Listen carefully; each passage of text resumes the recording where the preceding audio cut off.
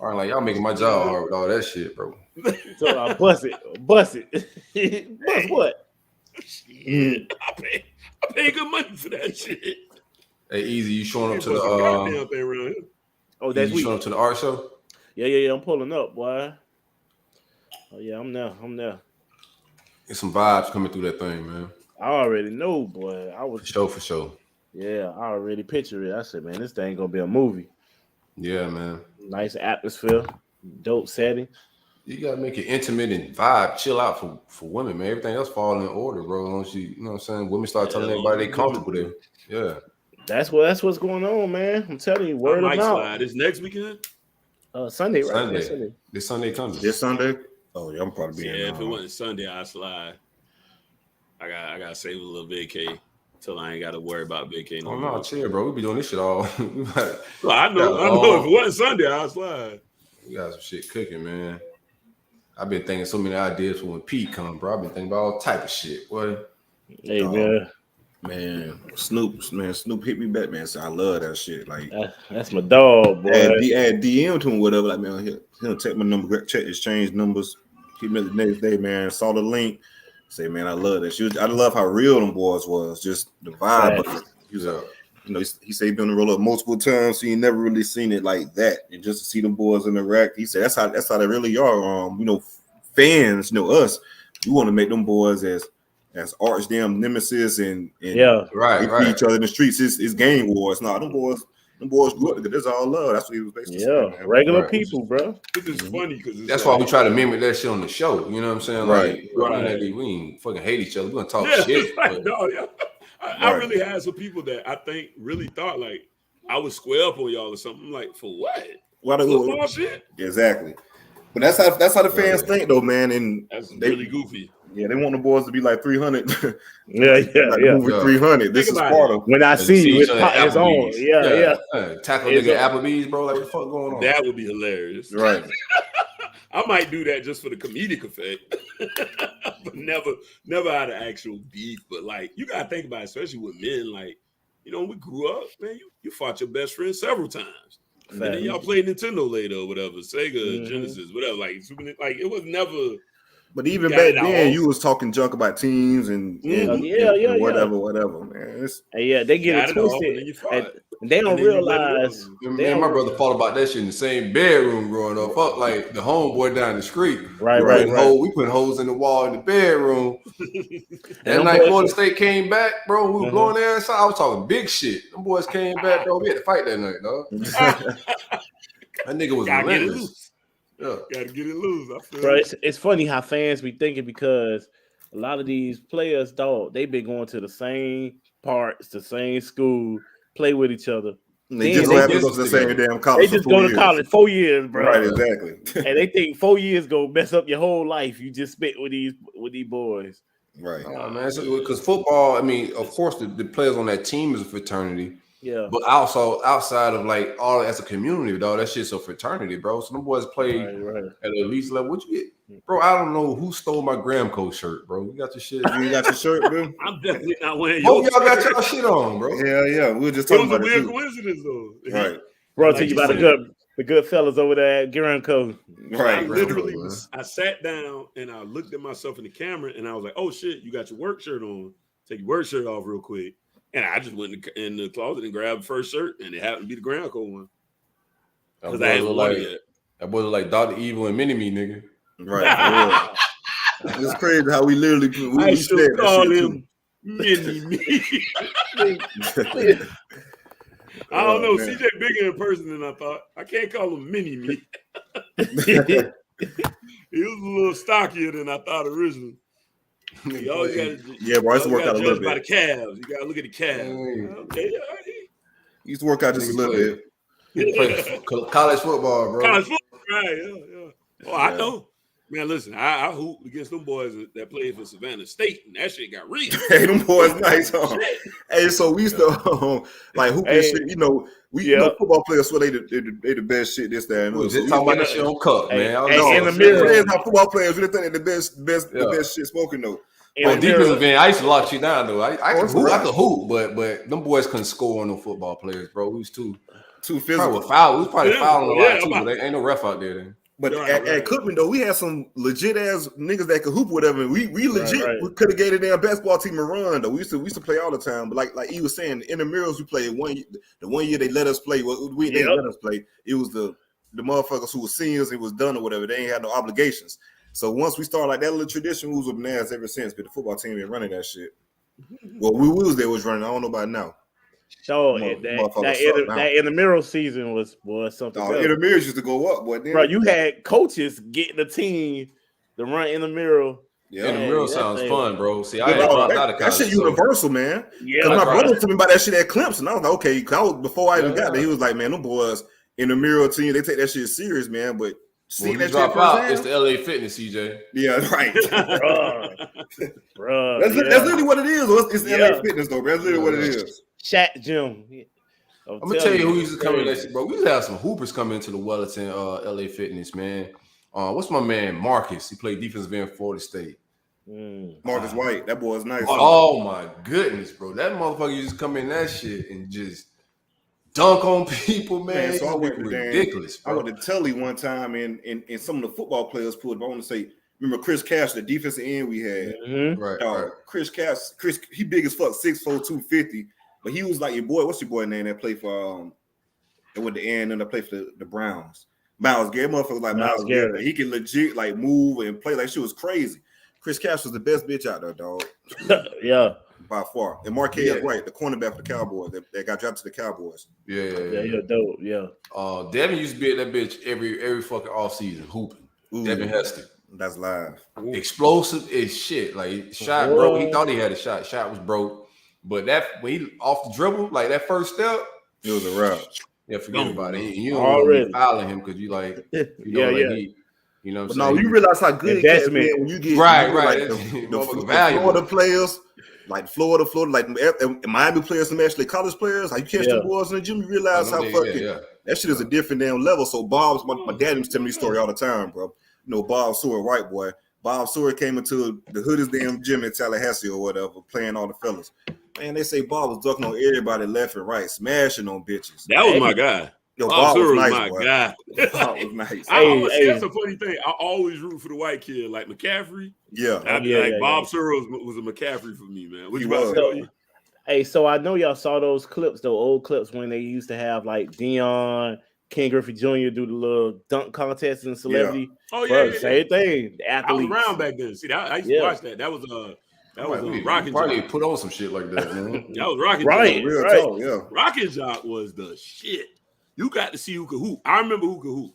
Brian McKnight could hoop. Really? R. Kelly, God bless the dead. All right, man. I said, God bless the dead. He dead to us as a culture. Well, no, they did. You remember your boy? What's the kid name? Was it Benji? We're gonna start here soon, but this is Bobby. I like the vibe. Your boy from Chicago. Was it Benji? Oh, who passed away? Yeah, he had that 30 for 30. Oh, yeah. Benji, I think it was Benji. He used to hoop R. Kelly. I know. Yeah, at Simeon. That's what I'm saying. That's how I realized R. Kelly can hoop. Because Derrick Rose went to high school. Yeah, Derrick Rose. Yeah, they used to wear his number. He was the number one player in the country. Yeah.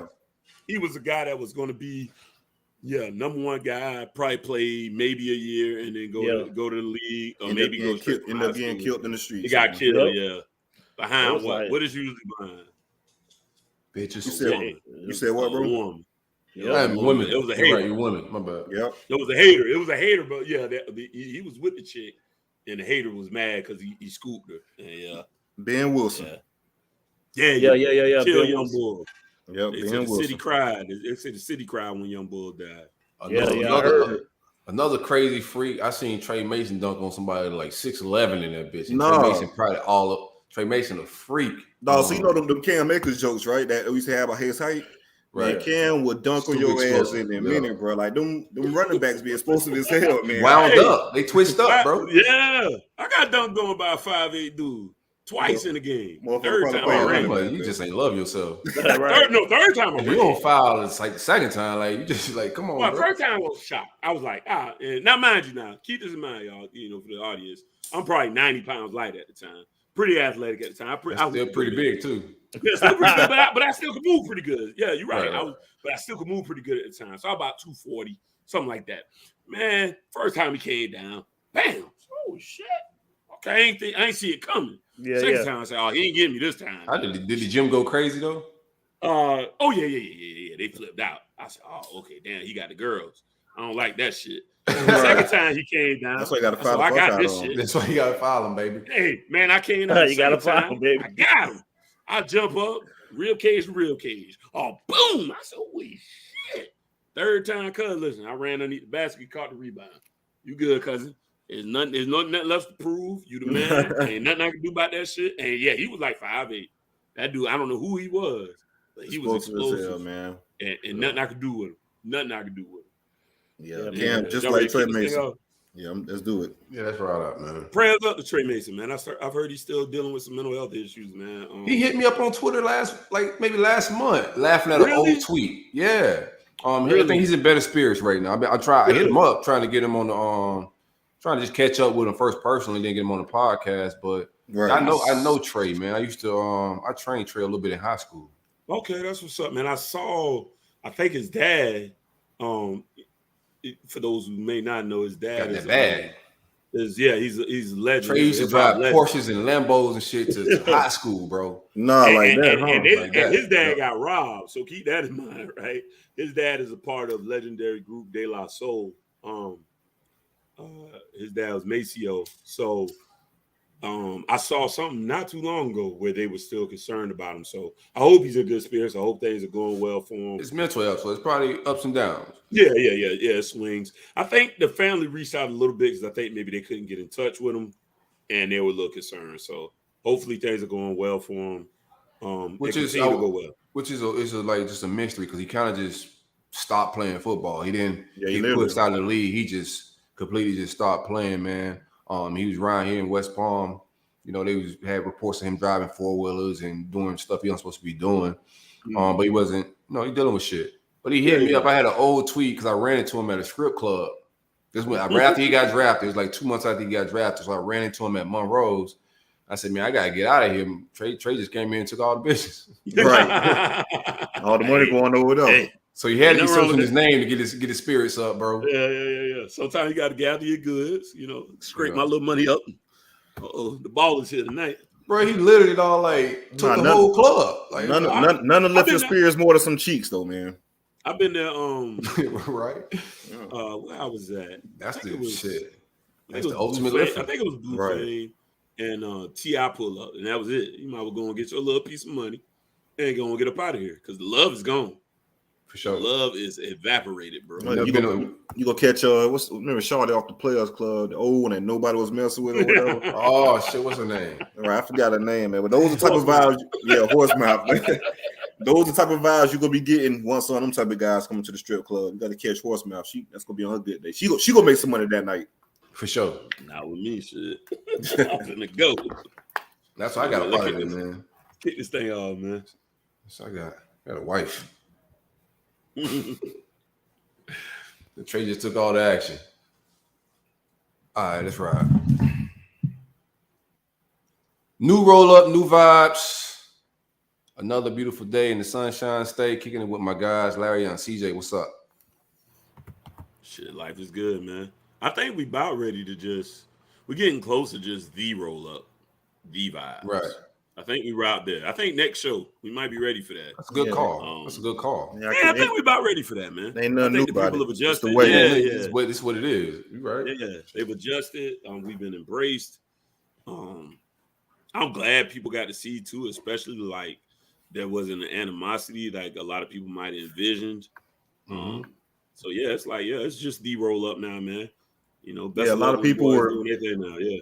A lot of people was anxious and curious to see what it'll be like moving forward or whatnot. See if it'll be anything similar to the old one. It could be better, worse, whatever it could be. But overall, man, we feel like the review's been real positive. Absolutely. Yeah. That's the most important thing. It's been positive because people waiting on some drama too. Oh yeah. People waiting on the dramatic. I got some of that. Man, what happened with this, that, and other? I say, you know what the best part about that was? I can answer honestly. I don't know. I can honestly, hey, I don't know. Ain't nothing to keep from you, brother, because I don't know. They probably think we sassy over here, just running my mouth or something. Like, Yeah. And the thing is, like, and that's another thing. Like, we ain't asking either. Like that, we ain't precisely fishing and digging. That's tell you that. I ain't precisely. I never asked. It didn't matter. That was their family business. Exactly. They had to deal with it. Now we here. We're doing what we're doing now. Like I said, control what I can control.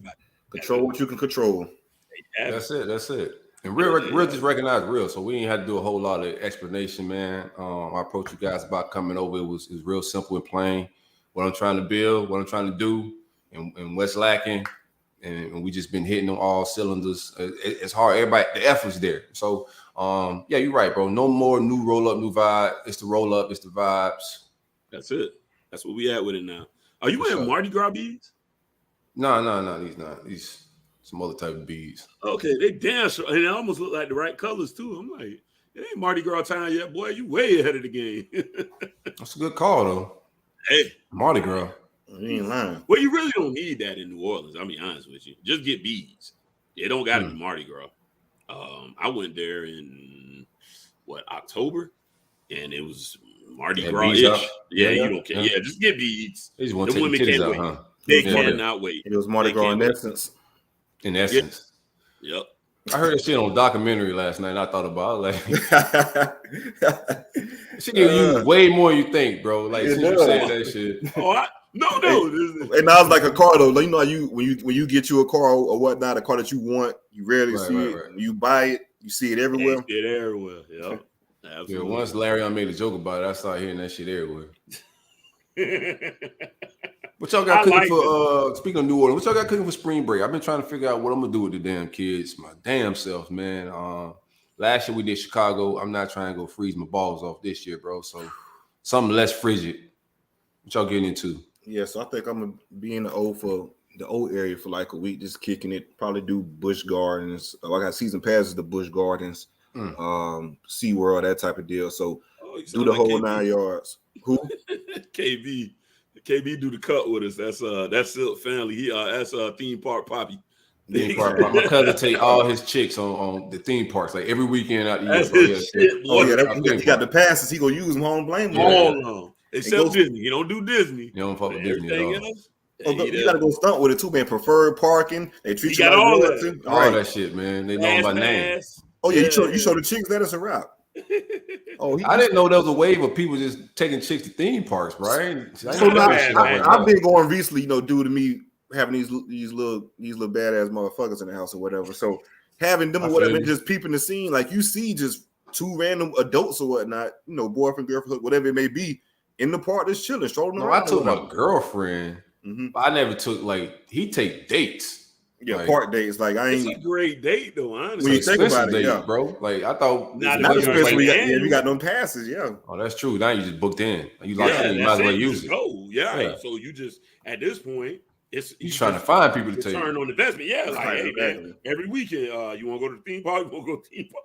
Hey. Only thing I worry about then is food. But what I would do, you get discount. I know with Busch Gardens, you get discounted food too. So we go buy food or whatnot. We get like 20% off the damn food, whatever the order is. I'm gonna tell you, shorty, to go eat first. Be like, hey, you want to put a little something on your stomach first because you don't want to get on them rides with nothing on your stomach because it'll make you nauseous. You don't want too much either. So let's go get a little something to grub on. Then we'll hit the park, and then maybe if she say she's a little peckish, we'll get a little something to snack on. But I'm like, don't ruin your dinner because I'm gonna take her to TGI Fridays. Yeah, you ain't never been nowhere like this, baby. Yeah, she ain't never been nowhere she like used to sodas and nuggets. She really out here thugging. Right. Hey, Drake had a line with that one. Order her the filet, told the butterfly she'll love it. She used to sodas and nuggets. She really just out here thugging. What a bar, man. Hey, for real, I felt that shit. Yeah, I felt that too. We all been there. No, right. I know. I took her to TGI Fridays. She said, I ain't never been to no place like this. Ooh, yeah. I got her. I got her. I definitely had her. And that was my birthday weekend too. I'll never forget that. I said, I ain't know she was this uncultured. Well, buckle up, baby. It's about to be a long ride. You can spring for the dessert, babe. For real. Right? First class everything, huh? Big ball of shit around here. No doubt. So we got Busch Gardens lined up. Now, my plan is to do Universal, man. Cause the kids never been to Universal. Now there's Adventures probably probably the most loudest park in Florida when you think about everything they have. So that's been the hassle. Universal, they tax you like an arm and a leg. So anybody got the plug on Universal tickets, hit me up, man. Let's try to make it shake. Let's talk business. Yeah. All the theme parks, hit me up. I think we got to plug the SeaWorld and Aquatica. We got to plug there. But anybody at all the theme parks, I might have to hit one. Let me holler at my sister. She on me all the time, anyways. I think we may have a Universal plug. Yeah, we'll talk after the show. Oh, really? Oh, yeah, definitely. I may have it for, yeah. My sister lived there. Okay, don't say you did say your sister lived there. Yeah. He almost like Orlando. He gonna start claiming Orlando soon. I've been claiming Orlando. Even though the funny part is, I really don't know my way around the city that well, but I've been going to Orlando like frequently since I've been like 10. So 30 years of going back and forth. Same. You should be kind of familiar now, golly. No, they changed. I'm a rider. I'm a rider, bro. Like, pause. I don't It's not an easy city to commute around, to be real with you. Nah, it's not. And I love to just like I'm passenger seat poppy. And once I get in that passenger seat, I ain't looking at shit. Just that's one thing about me, man. That's one thing about me. I'm real observant with that type of stuff. Like it take me a couple times, and I'll be kind of familiar with those couple times or what. And I'm observing with the surroundings and the area, so I'm the type of dude that I don't need no damn GPS. I'm that type of dude. Nah, not Larry. I need everything, cuz. I never gave up that shit, bro. I use that map to go everywhere. Yeah, if I'm not exactly, I know I got homeboys. I'm from Savannah. I got homeboys that ain't from Savannah that can map out Savannah way better than me. And I've lived in Savannah out of my 41 years of life. I lived in Savannah, 32, and they can map out Savannah better than I. Because I just like, if I ain't driving, I ain't paying attention. I don't care. Just give me where I gotta go. So that's what it is. Me personally, I don't have kids, so I don't have a spring break. And right now, like my mind and my mission, my focus is so different right now.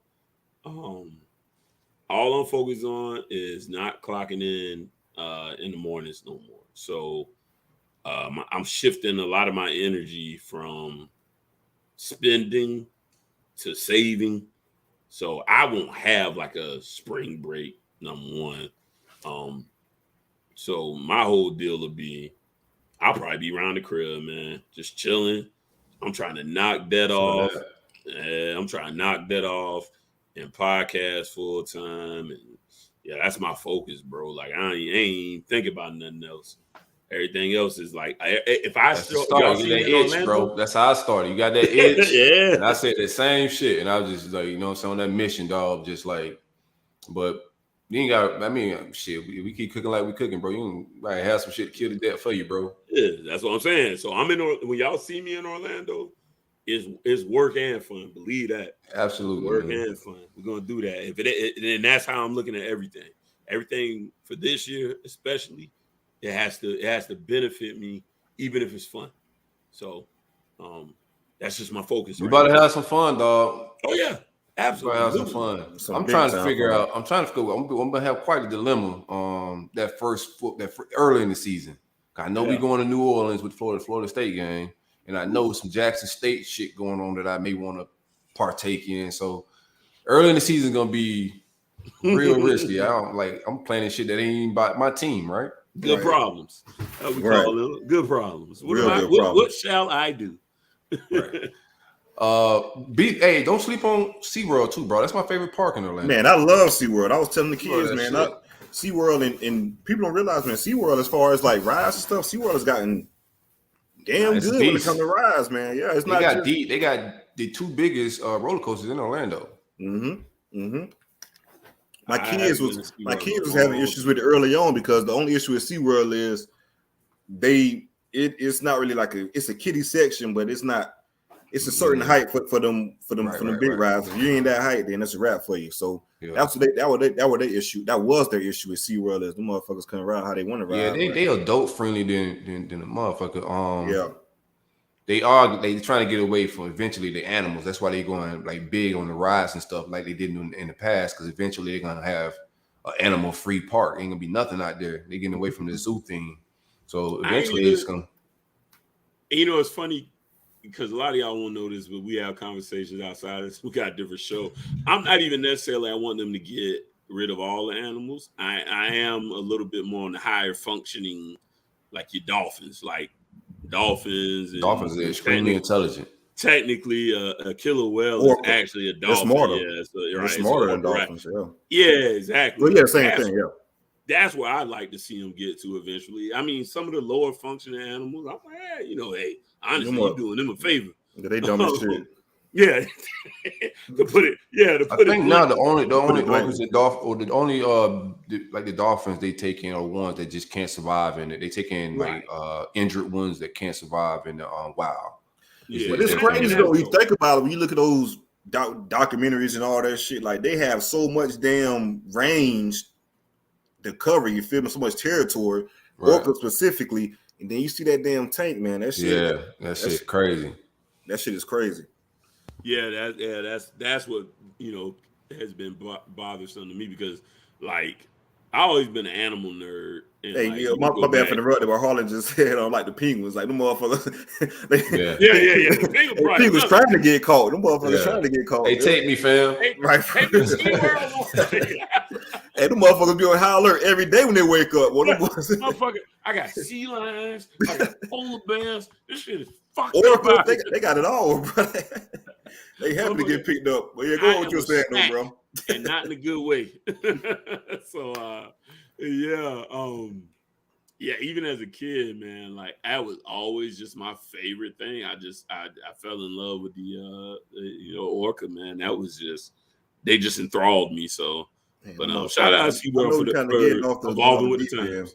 Yeah, but them motherfuckers are so damn smart. But I tell people all the time, you got, they try to paint this free willy, nice shit and all that type of stuff. Man, orcas are mean as fuck. Like them boys are bullies. Like they will fuck with you just to fuck with, not human so to speak, but just any type of animal in the ocean, man. Like them motherfuckers. Like I seen the damn. I be on that type of stuff. So I seen a little video. It was two orcas. One orca was swimming past the stingray or whatever, and the orca swam up under the stingray, turned on his damn back, slapped the shit out of the damn stingray, and by the time he realized what the hell was going on, the orca was damn near 500 yards, you know what I'm saying, in the ocean. You looking crazy as hell, like what the hell is going on? That's just they do a lot of funny shit. They smart, man. Yeah, they know they're not like sharks either. They're not like sharks either. So you got a sea lion, so to speak, get on the ice cap, a dumbass shark that's gonna circle around the bitch the whole damn time. He ain't telling me shit. No, I love this shit though, bro. I love it. National Geographic. I did not know this was CJ bag, but this is my bag. Yeah, it's my bag too, bro. I do this shit. But this is my last thing. We can move on though. So get your shit on. So you got a damn ice cap, or whatever. An orca, like, okay, cool. The motherfuckers call a couple homies over. They'll create a damn wave and knock your ass off that damn ice cap and finish the job just like that. But you got the dumbass shark. He go circle around the ice cap for 8 hours just in circles, just doing dumb shit. Yeah, that's a fact. Look at CJ being an old nature nerd like me. I'm a big nature nerd. No, we go to theme parks and shit. My kids be pissed at me because I be want to spend time with the damn animals versus, you know what I'm saying, just doing the rides and stuff like that.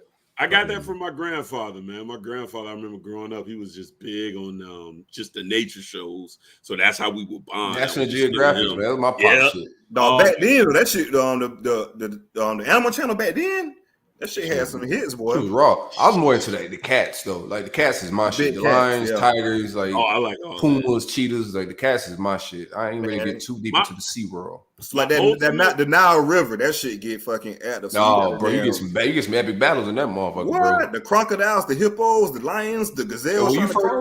The best shit about it, when you first see the clip, you really have, because you don't see them shits go either way. So you don't know who about to win that shit. Yeah, you just don't know, man. My ultimate vacation is African safari. That is something I just really want to do. I just want to get out there, man. I want some windows and shit. But I want to see you definitely gotta have some windows. That shit go left real quick. Window, cage, all that shit. Yeah, I'm not adverse to that at all. Right, that shit can go left, boy. That's something I definitely no win situation. Right, for real, no win. I don't care if I make it to 80, and that's something on my bucket list. I want to go to Africa, and I'd love to go out and see animals in their element out there. But anyway, got it look on at my- our ass. Got it on my bucket list, and I got being buried there on my wheel, bro. I hope I'm rich enough to do that shit, but Hell yeah. we'll see what's up. You know what I'm saying? Let's get into the show. We got to talk some football eventually, right? Yeah, that too. We got some guests coming to hang out with us. My man Jordan Crunkright, former Gator, former USF Bull, former Miami commit. Gonna come hang out with us, kick it for a little bit. And we also have my guy Otis. He has a combine out in Moorhaven. I'm gonna have him come on and just kind of give us some information about the combine they running out there. But let's get it rolling, man. Big Three talk. We pretty much gonna roundtable the rest of this. It's all recruiting talk. We could do a little spring football expectations and whatnot, but Miami, y'all made a hire. CJ, y'all got some smoke out there that y'all may be losing the guy with Alex Atkins. So, how you feeling on your Charlie Strong hire at first, Larry? Huh? I love it, man. Co-DC linebacker coach is the official title. Did they give him co-DC? Co-DC, that's official title, bro. Yeah. Really? Okay, well, you just taught me something. Shit, I didn't know he got co-DC. I knew you didn't know that. Yeah, I damn sure didn't know that. I just found out. I was about to say you might have found that out 10 minutes ago. Right before the show, I found out. Yeah, I didn't know that, but no, I don't hate that at all. I think Charlie's a bright defensive mind.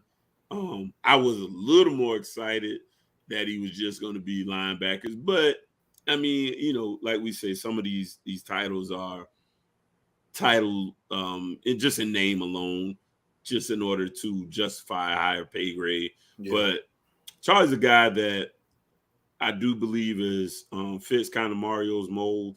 Charlie was a good recruiter. I still believe he has that in him. He's had success at a higher level. A lot of people don't really know, like, really the reason we lost Teddy was we switched to Al Golden and Al. Yeah. No, I ain't gonna get into that bad, bro. So who had Teddy? Who had Teddy committed? Us. Who? Nah, it wasn't y'all. It wasn't, because in that case, it went to Al Golden. So who had Teddy committed? At the time? Shit, no, you know exactly who had that motherfucker committed. Crazy. I don't know. Who you talking about? What are you talking about? Who's the head coach? Before Randy. Oh, okay. Go ahead, bro. That's a different conversation. You're right. I wasn't even thinking about that. Okay. I told him Randy and Charlie the same guy. Literally the same, bro. And people in Miami fans try to take that shit as a damn shot because they just hate fucking Randy or whatever. But most people really, bro. Nobody had no good rate rebuttal to the tape. Just saying, you guys are trolls. But when you look at it on paper, bro, they're very similar guys. They're very similar. Yeah, I honestly, man, when you broke it down, I was like, I got nothing to say to see. Like that, I was like, honestly, that is a really great comparison. He put it in great perspective. I would say Charlie had more success ultimately, so that gives him a little bit of an edge. And to that success, he did though. He did it, but to that success, man, he had them 2 years with Teddy. And then that 1 year with what was the quarterback? Quentin Flowers went to South Florida. Really had with him after that. But you're right though. There's no knock against Charlie. I feel like Charlie is at this point in their career. They're the same guy at this point in their career, bro. You know what I'm saying? Like I don't think there's a big difference. I don't want to sit here and just slander Charlie Strong. I don't think he's a bad football coach. I do think he's going in a trajectory that's not, you know what I'm saying, that great. I think he's just on the tail end of it. But Charlie and Randy himself, they've been coaching for a long damn time. Absolutely. No, you were honestly. What happened was, like we say on this show, like we just here to talk about the truth. You just put really great perspective on it. Yeah, and I remember I saw your tweet and I went, bro, he honestly, y'all might as well just quit trying to troll. He just made too much sense right there. I didn't even think about it in that perspective until you said that. I don't think either one is a bad coach. So quit trying to down. We're not asking these guys to be as a recruiter, even as a just straight up recruiter. I don't know if he's a better recruiter than Randy Shannon. I agree. I think they're very parallel. Like I said, the only difference at Texas, I thought Charlie should have recruited way better at Texas. Like it was a class that was like ranked 20th, I think. Then he had like a 17th class or something like that. And Texas is a machine. You damn near get a top. They always have top 10, 5, 7 class, like just by being Texas. So I do, and then his reputation at USF as a recruiter started going down. Like these guys get older. He's 60-something years old. If he's recruiting Miami, I think he's fine. But I think if he got to get on the road, you're gonna struggle with him as a recruiter, as a 60-year-old man. But he'll eat right there in Dade. And, and I don't, you're right. Texas at one point, but I don't know the last time. I mean, that'd be interesting. Yeah, one of y'all looked that up, Easy or Harlan. When's the last time Texas had a top 10 class? I think it would have been a little while, but I'm curious. I really would like to hear it. I think Riley, one of them boys did it. That was just there. Who was that? Lincoln Riley? Herman? No, Herman. Yeah, Herman. Yeah, he might have. You know what's funny about that too? I think Sark did too. Like not to get the tangent. I had some people in Miami who was like, "Oh, y'all wanted Tom Herman." I was like, "He didn't do a bad job." Nah, he Tom really Herman's tenure. We had this conversation before, though. bad. We had this conversation before. Texas is one of those jobs like, yeah, they go pay damn good. You will have everything facility-wise, this whatever. But if you ain't winning right, the demands is high as hell. We had this conversation before. Oh, that's not bad. Oh shit, 2020. Oh, cool. Shit, that was a machine, bro. Was that Sark first year? Let's see. Yeah, it might have been Sark first. No, this is Sark's first year. 2022. Hey, this was Sark first year. So that was the end of Tom Herman. That was Tom Herman. The end of Tom Herman. See, I like Tom, bro. Tom Herman can recruit, but I think he just ain't win there. Ultimately. Yeah, he had a lot of shit. He came in with a lot. He won with Zach. He was dealing with my man Zach Smith. Yeah, Zach. He came in with a lot of shit, man. A lot of drama. A lot of baggage, yeah. Let's get back to that shit, man. Yeah, but ultimately, Charlie, I think is a good hire.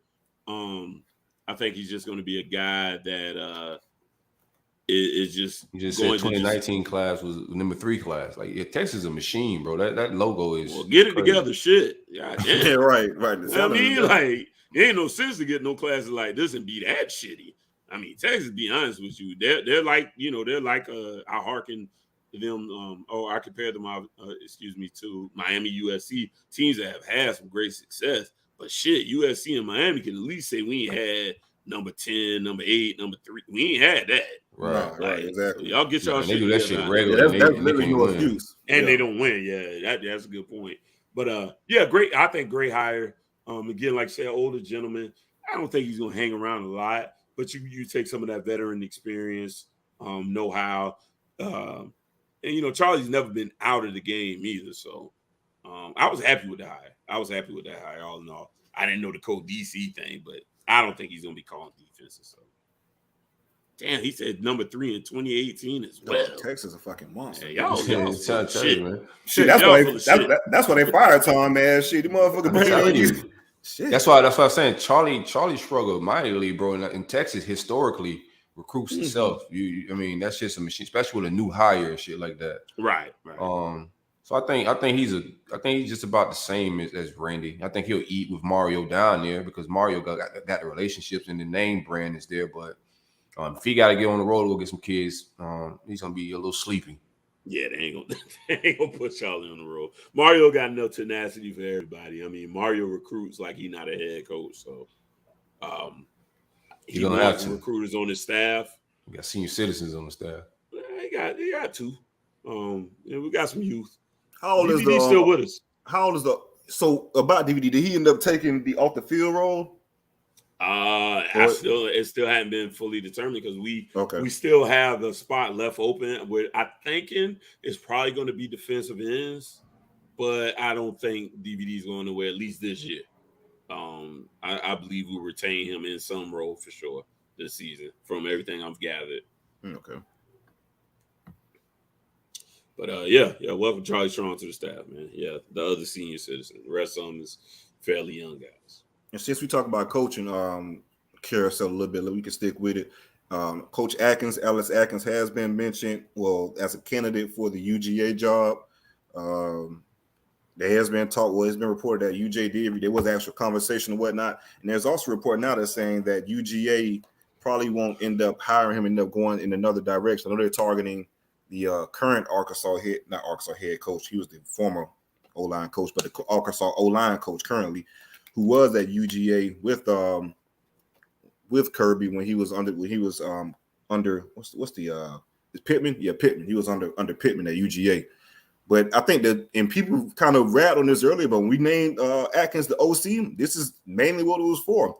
that fast track trajectory to be a head coach versus other, schools like UGA, Bama, et cetera, come to pluck him as a regular O-line coach. Yeah, I ain't really think Atkins was that coveted, to be honest with you. No, Atkins like that, dog. He really like that. He's really like that. And you guys, from me talking on the show about how good our O-line class has been, how he's been recruiting O-linemen, like he builds those relationships. If we would have won a couple more games, Atkins shit would have been really stupid. Like as far as the relationships he built this past cycle, we just didn't close enough for a couple of kids, to choose us over Bauman, et cetera, et cetera. So if you put Atkins in the UGA logo, man, them motherfuckers probably get any. They already eat on the O-line, but that should probably be just a notch above what they're getting on the O-line, which is crazy to think about.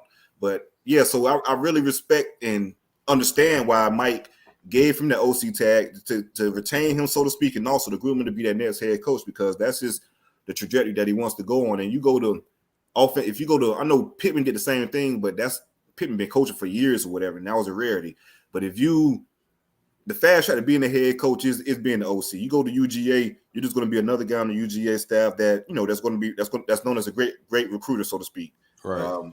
Do you have to go through the whole process of being named the OC at UGA or elsewhere before you get an opportunity? You spend 2 to 3 years at FSU as the OC, and if he flips our offensive line room, which has been notoriously bad for X amount of years or whatnot, if he flips that, have that to his resume, bring some respectability back to the offensive line, shit, man, who's not going to want to bring him in as a head coach with just the work he's doing on the offensive line as it is? So I think Atkins is in the best position currently for that next step in his career, which is the head coach.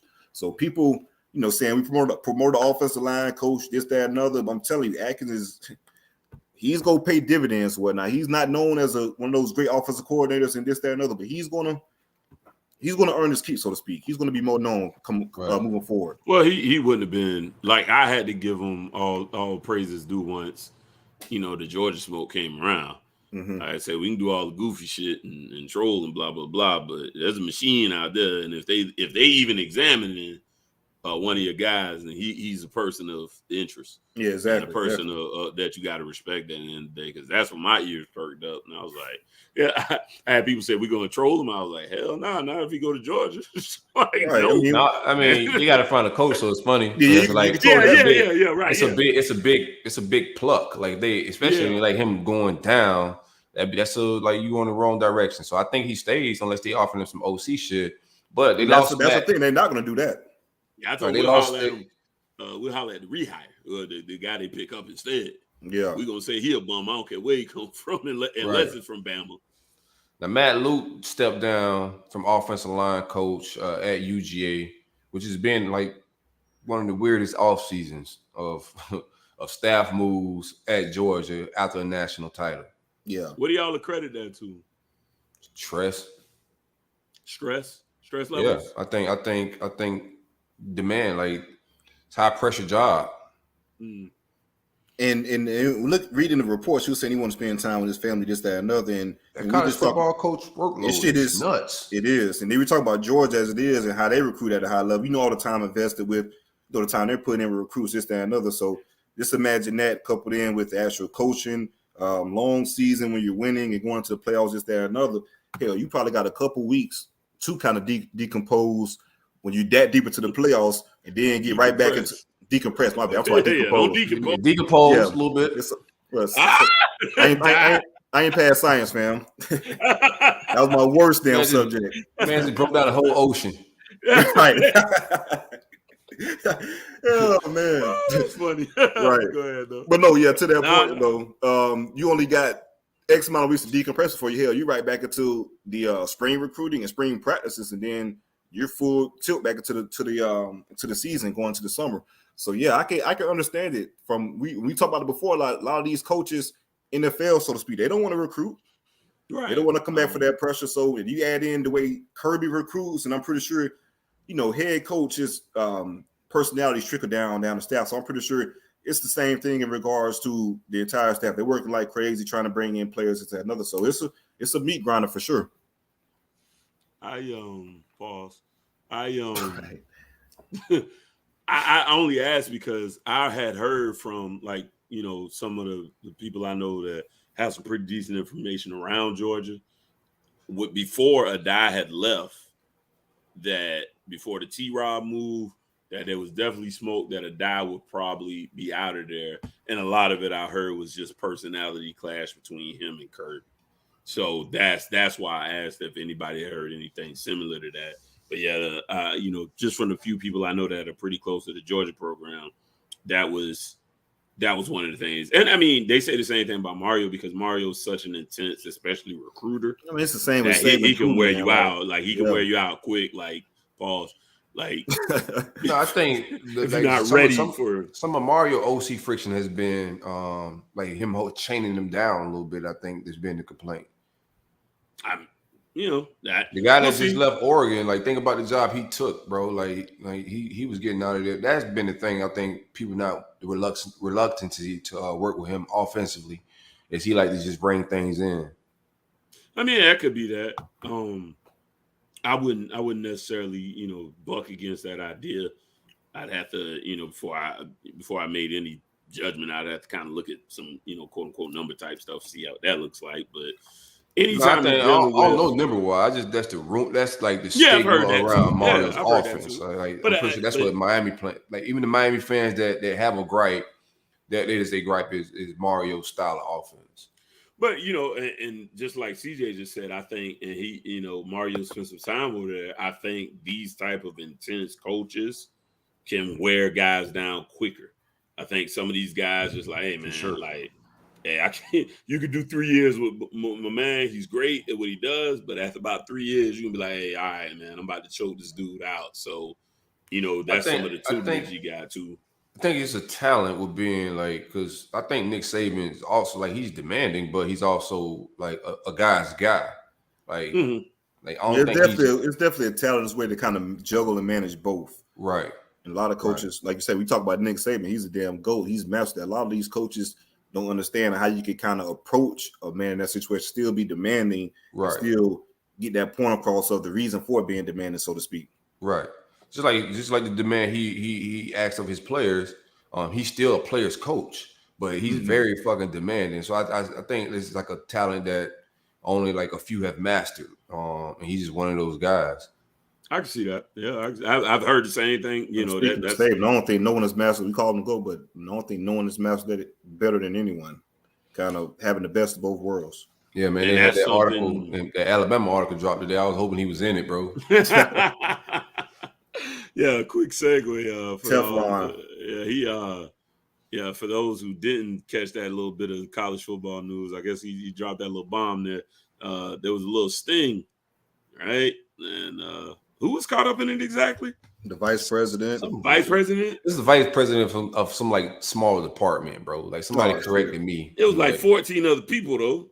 There was some people in there, bro. Yeah, it was a whole sting. Yeah, we'll come back to it. Let me look at that article. Yeah, boys got caught up paying for that thing. Pushing P. Right. But yeah, I think that's because it's funny you say that because that's another term I've heard used to describe Mario as well. Definitely guy's guy. He's that kind of guy, but they say, literally he has meetings on the daily of, hey, I need you to talk to this kid, that kid, text this person, and this goes on for, that's micromanaging. To about 2 hours terrible. Of making sure you're that's too much now. That's when you do your due diligence in the when you vet coaches and stuff like that. Like you ain't got to tell me to text this person and text that person. Go get it, guys. Go get it, man. That's a little micromanaging. Larry, I don't know shit, bro. Like you don't know how this man works. Don't be lying on Mario, bro. That's what I'm about to dissect him, fam. I'm about to dissect him. No, but I'm just telling you something I heard. I mean, Gaddis said that they spent a couple hours, dedicated to that on daily. So that's micromanaging than the motherfucker, bro. Some people, yeah, and that could be a lie. I'm not saying he's easy to work for. Well, those are the worst people to work for, bro. I quit a job so fast when you micromanage, bro. I mean, I hate it too. Don't get me wrong. I'm definitely not with that micromanagement shit. But I don't care about none of that shit. Just win some football. So no, if I hire you, I trust you. Do I ain't hire you? You know what I'm saying? Not.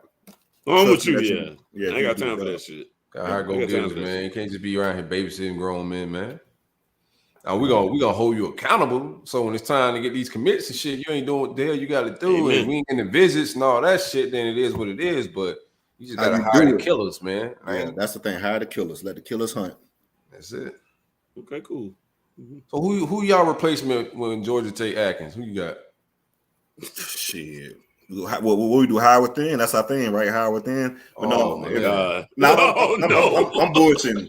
But now we haven't even got to that point. That's a good damn question. Who the fuck would we go? That's a good question. I have no idea. I can't even answer that for this show at all. What do you think he doing? Atkins ain't going nowhere. Think he good? That's what you need. No, I think so. Due to the fact that he got that OC tag, I feel like he understands. Like, nah, what's the point of me going to Georgia?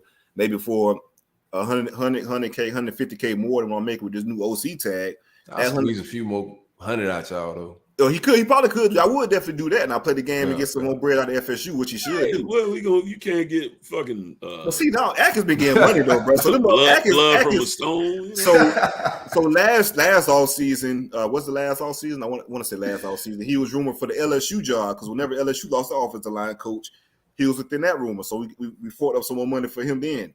Then he got named to the the OC for a little bit more money. Now this is how the actual job market work though too, man. Like you get hired when you interview somebody else offer you a job. Well, shit, y'all gonna match it or what y'all gonna do or whatever. For sure. Right.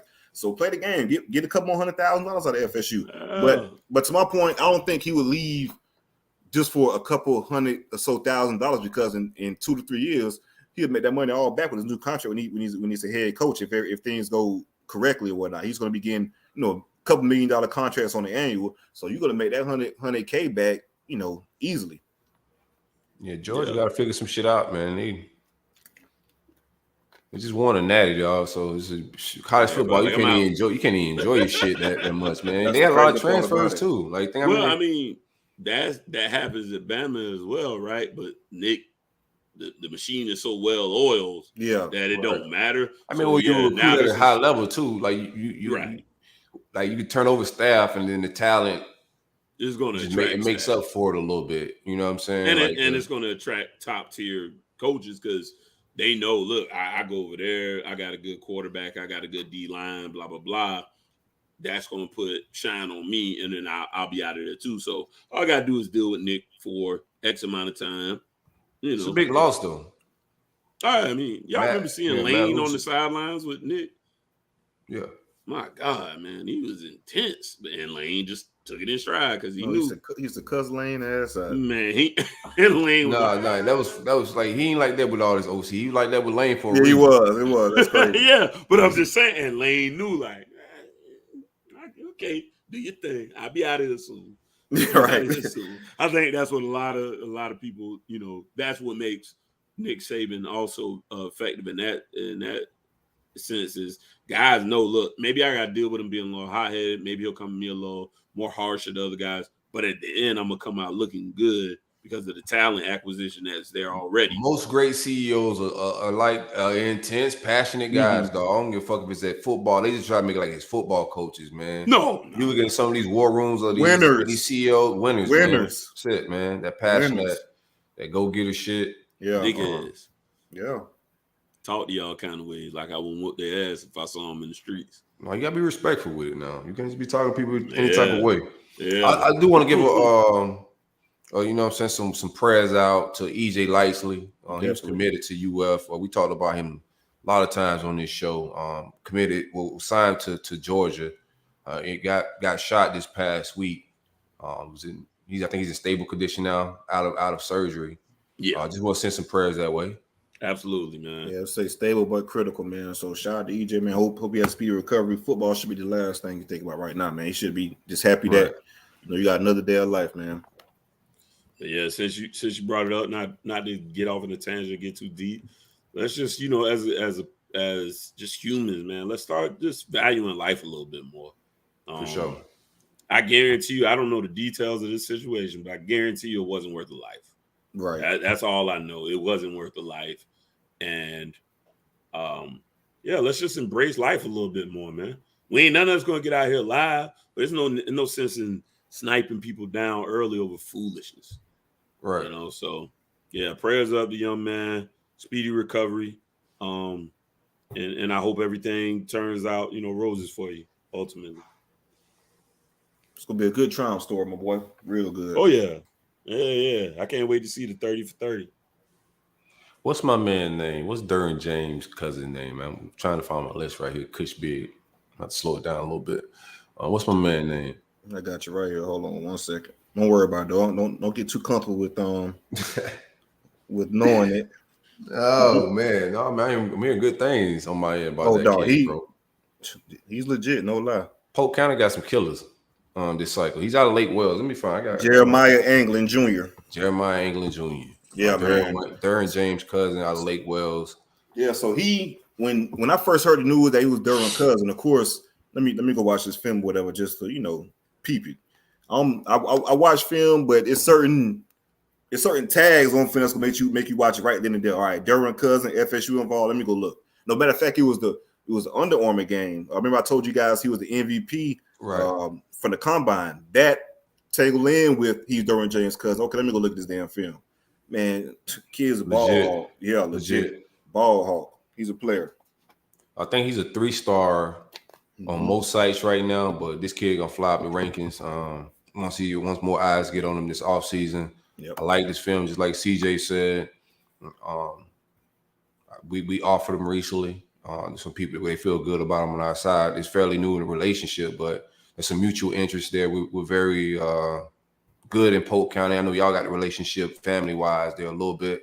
But I just want to put that back on the table and let the fans, know what's up. There may be a little battle there coming up soon. Yeah, that's a name fans like Silk just said. He 3-star kid, not really high in the rankings, but don't worry about it. By the time we get to the summer recruitment, summer visits, he'll be a household name. One of them ones, man. That kid, he can play. We know the other boys in Polk County can play. McLean. Come on, how you feeling, Larry? I see y'all. They said the street say y'all sent like 400 birthday cards or some shit. You muted, bro. You muted. My bad. Yeah, my cat was playing with the little jingle ball thing. Whatever. Control your pussy. Yeah, if anything it can't control that, bro. It should do what it want to do. Sometimes it speaks, it's nice when it want to be. It is what it is. But yeah, we put full court. Is it good to you though? All right, it's my infant cat.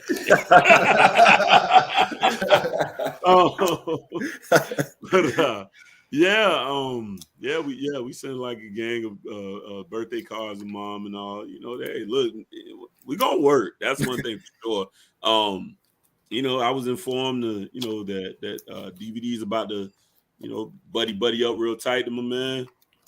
Look for us. Everybody posturing. I see Lance. Shout out to friend of the show, Lance. Lance trying to work a little bit. Yeah, Lance working. I'm peeping the scene. Ahmad working as well. Ahmad hit me up. Do that, Black. Easy. He can't bring the peanuts to this deal. Yeah. Shit. You bring every weapon you have. That's what you do. That's Gator country, man. That's Gator country, bro. We big in Polk. That's gonna be a good one to follow, bro. I don't think it's just gonna be us. I think Bama's involved in it as well. The best, I think, defensive back in the country. You know what I'm saying? We'll see what's up. I feel real good about it. I know we were out of him and Tony. I ain't talk too greasy. I know this shit to get screen recorded and put out there. Yeah, I don't want to talk too greasy. I can tell you this right now. I even got some intel today because I was like, I was like, man, I wonder who could be the next commit, and I got a little worried it could be Cuz, and I was like, woof, who? McLean. Shit. I said, listen here, Jack. What the fuck? Don't play with my emotions. Right. Like that's definitely playing with him. If that happened, that would definitely that'll send a message. Oh yeah, that's exactly what I said. That sends a message. Tremendous message. And I mean, he's definitely playing with his feelings, CJ. Yeah. Granted. Oh no, I didn't. I don't like you. Whoever told you that don't like you, bro. I didn't get sexually excited, bro. I just like, I hope not. Shit. I hear you. Yeah, well, not excited at all. You're right. But I heard that. So, we'll see. We'll see how it plays out. It just depends. Some of these kids who you got on commit watch then? Just give me that. Who you got him on commit watch? Who else you got on commit watch?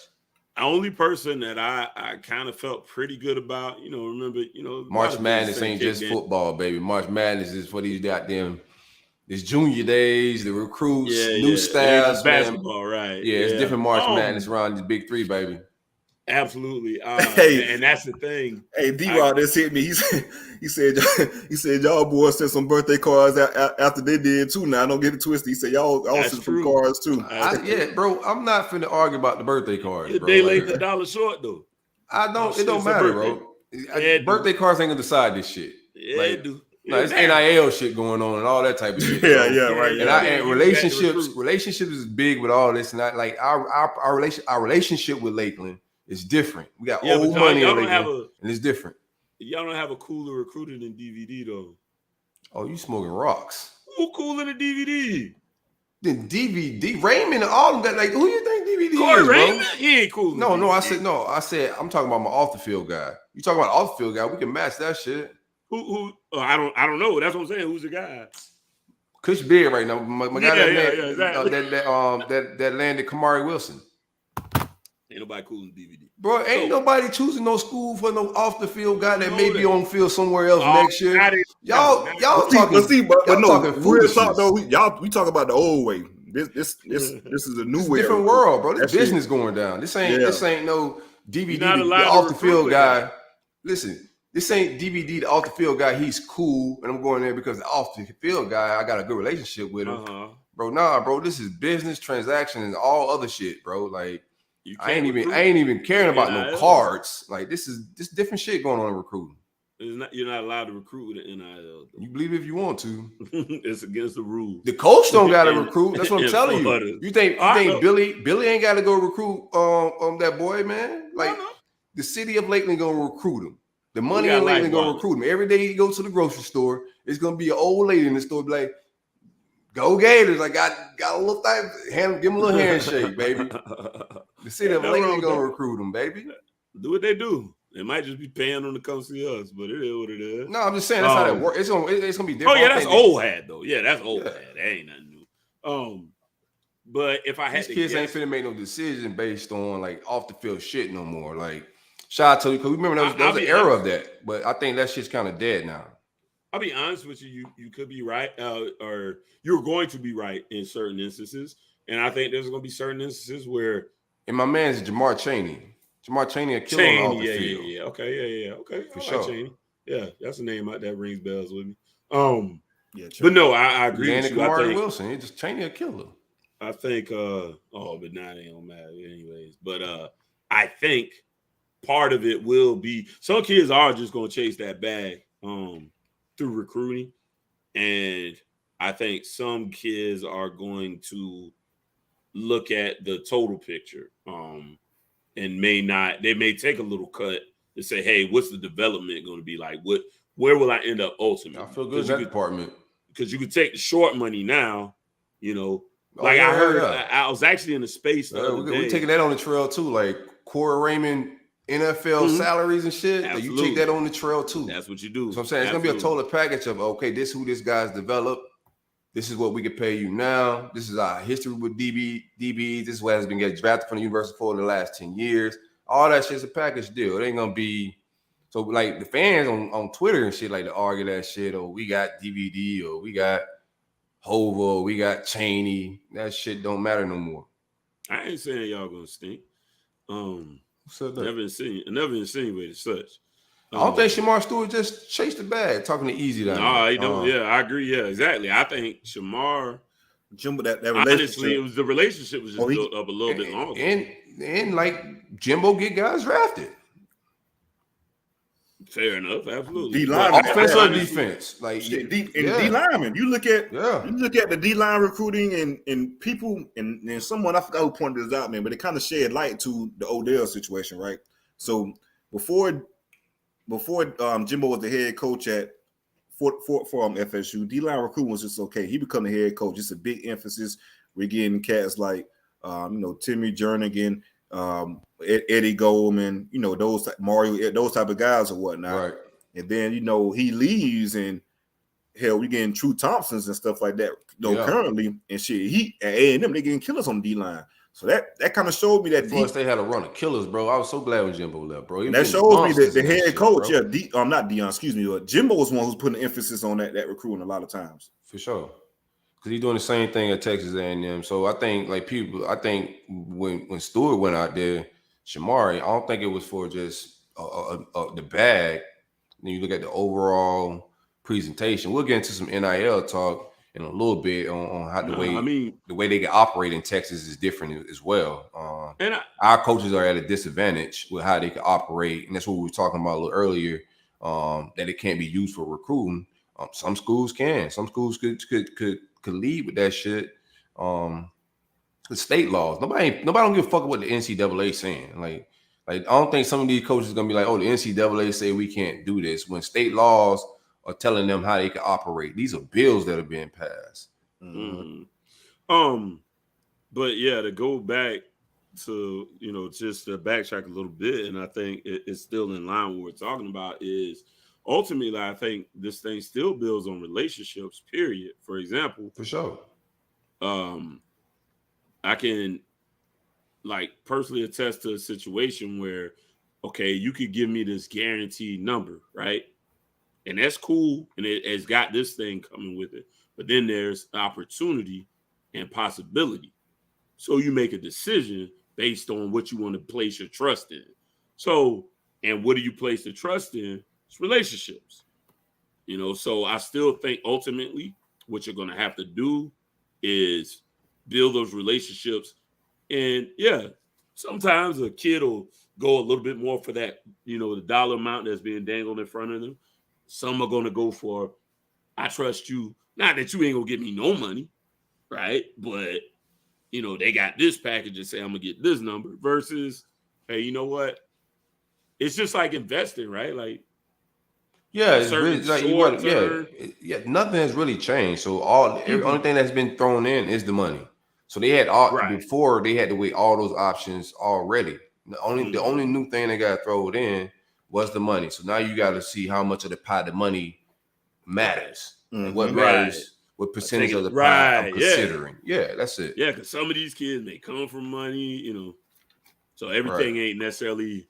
They be like, money ain't, I'm good. Money ain't something. What's getting said less though? Like the quality of a degree is getting said less in all of this. Like that was the point at one. That was the emphasis at one point in time too. Right. And that's really the backseat of everything. It's all NIL. Shit, it was a receiver. Nobody's really like, you don't even see coaches even emphasizing it. They'll say it, but I think the biggest focus right now is that bread. Like nobody ain't talking about quality of education like they were in the past. In the past was like a year ago. Who was a receiver that under Willie it was a receiver that we were recruiting pretty hard from Pensacola, matter of fact, I want to say. And he ended up going to, it was like, no damn, he ended up going to Miami. Was it Miami? Michael Redden Jr., Michael Redden III, matter of fact. Yeah. He was a kid, and Miami had a specific degree, it was like aerodynamics, something or whatever. And FSU didn't have that degree, and it kind of X us out or whatnot. So to your point, that was 2020, like just a couple of years ago, where that type of stuff had mattered. But now, man, that junk ain't no emphasis like that, man. The money done took over.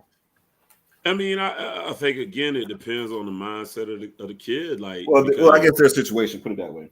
Yeah, like you said, some families come from and decent situations. You're really being, well balanced about the situation. You understand that. Listen, most of us ain't gonna make it to the NFL, so you could create that balance of, sure, we may get there, but if not, let's always have this.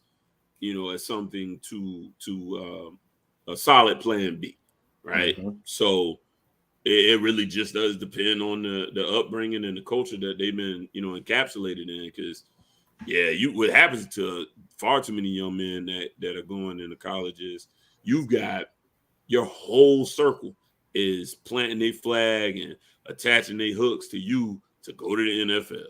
That's all anybody thinking about. And nobody's being realistic about the actual numbers and saying, bruh, his chances, as good as he may be, are still slim. Then if he gets in, how well is he going to stick around? It's NFL not for long. So, so much just really does derive from upbringing, culture, and understanding of what professional professional sports are versus just being professional in general. So don't get no bullshit degree, basket weaving and shit.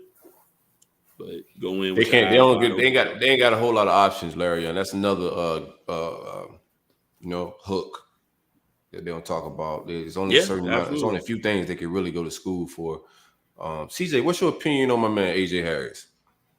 Oh man, I love AJ, man. AJ is probably top 3 for me. There was a point in time where FSU was in on him early, and I'm kind of pissed because AJ was in the good spot. Man, was in the good spot for not AJ. FSU was in the good spot for AJ, Cormani, and Tony Mitchell, who was all my top 3, and it kind of faded.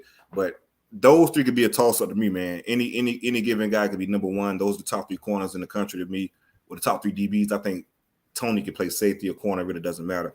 Those are the top 3 in the country. He's a ball hawk, fast. And another thing, when he attacks the ball, when he catches the ball, he does something with it after. That's one thing that I really love when looking at AJ is when he has the ball in his hand, he's a playmaker to do something after and change the scoreboard or whatnot. So when you have those type of DBs that not only are you getting a damn turnover, but you're flipping the field also and possibly having the ability to put points on the board, those are those rare DBs, man, that the elite type of DBs, and he fits into that mold, man. So anybody who lands AJ Harris in this class is getting an elite guy. Outside of Travis Hunter, I'll put these 3 guys over anybody in the last class. And that's 100% real. Yeah, those 3 guys, creme de la creme. Yeah, Tony Mitchell, AJ Harris, Kamari McLean. Outside of Travis Hunter, they would be the top 3 cornerbacks in the 2022 class. Y'all think any chance he getting out of Alabama? Who? Tony? I doubt it. AJ Harris. AJ can lead Bama. AJ can lead Bama. AJ can lead Bama. I know Clemson is recruiting him. They're in it too. Florida, they in it. So I can see AJ leaving Bama. And you know what? Bama, he's not going to Bama. AJ, it's also Clemson right now. So we can talk about that. It could be Bama could get. They can end up getting a Cromartie and Tony, and then it could be a situation like Bama could get 2 of these type of guys or 1 of these type of guys, and the other say, "No, I'm not really going there due to that fact." So, no, I don't see him being a lock to stay in state. No, he ain't going in state. They got a pipeline to Clemson from his school, so there's a relationship there. This is from what I'm hearing.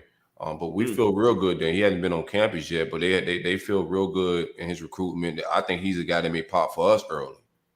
I got him on my watch list. I know Georgia was in it, but Adai was the primary there. So, and now he's with us. So that probably knocked him down a few notches. Central, because I know we'll watch the finish. The receiver, what's the receiver name? Justin Ross. He went to Central. He went to Central also. Okay. The same school AJ went to. Man, AJ he's a dynamic playmaker, one of those special athletes. And it was a point in time where he was my number one. Just looking at his film, it was so damn good. Well, fuck it, he's my number 1 damn corner. And then McLean come back, he had all them damn picks he had. That was shit. It's those 3, man. There's I can't really put those in order, man. They're that good. I guess if I had to, I'll probably go Tony 1. Shit. AJ possibly. Hell no. AJ possibly 2, McLean 3, and it's that damn close. See, it's like, how can I put it? You got a 99, a 99.01, and 99.02. They're that close to me.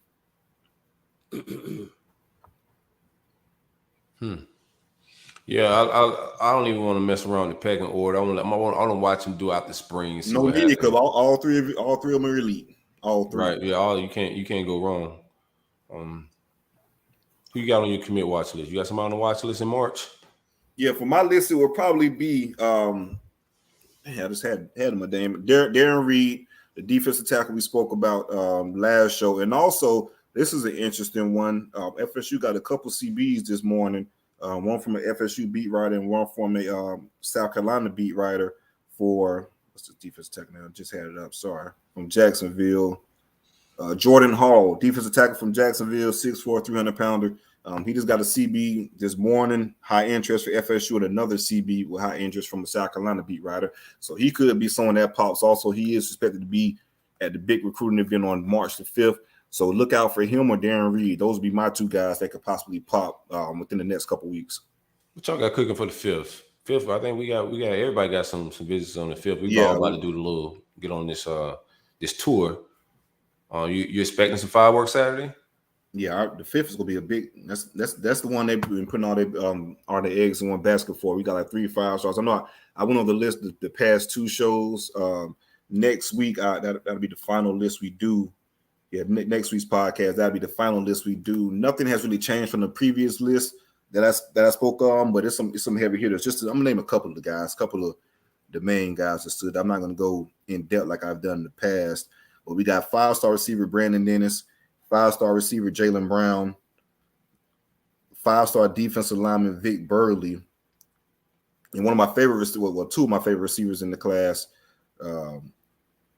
Hakeem Williams out of Fort Lauderdale. He's a beast, and Santana Phillips, he's going to be on campus also.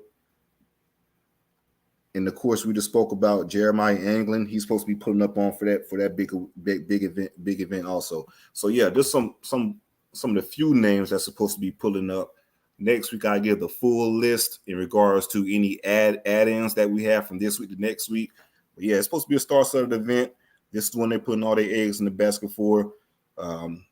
Couple 5-stars and a boatload of blue chip 4-stars, top 100 to top 150 guys for the 2023 class. The hell happened to Larry? I know he was talking about his thing was lagging a little bit. How good? I ain't got a whole lot of fireworks on the 5th, I don't think. We got some players pulling up, but nothing too crazy. I'm trying to find my list. I'm stalling like a motherfucker right now, to be real. I know you guys are having a big Junior Day event, right? Right. We had I know safety Damian Fagan got an official visit March 6th, which is a Sunday. I'm trying to get the rest of my list. But Fagan's from down south too, because he's supposed to be with us on the 5th. So probably on his way back, he's gonna be stopping with you guys, do his visit on the 6th. All right, yeah. Okay, we got the how you pronounce that man name last name? MPEMBA. How you pronounce that? I know exactly what you're talking about. Out of IMG. MP. What's the first name? Hold on. Man, I'm mad how I lost all my notes in my phone right now. Like I'm a little pissed off about that. But give me a second. I ain't even gonna tell my man Harlan to edit this out.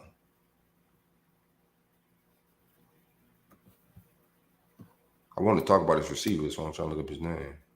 I like this film. He's a 23 kid? Yeah. I just go 247 site real quick. What's the last name? It started with an M. It's a funny, like an African name.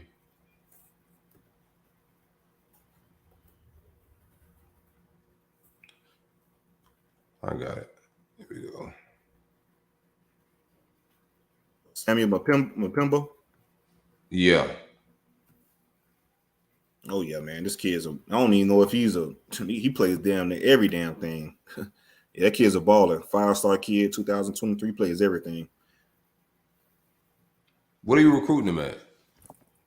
I know we were recruiting him, and I don't have no idea. I think it was defensive, like linebacker or safety.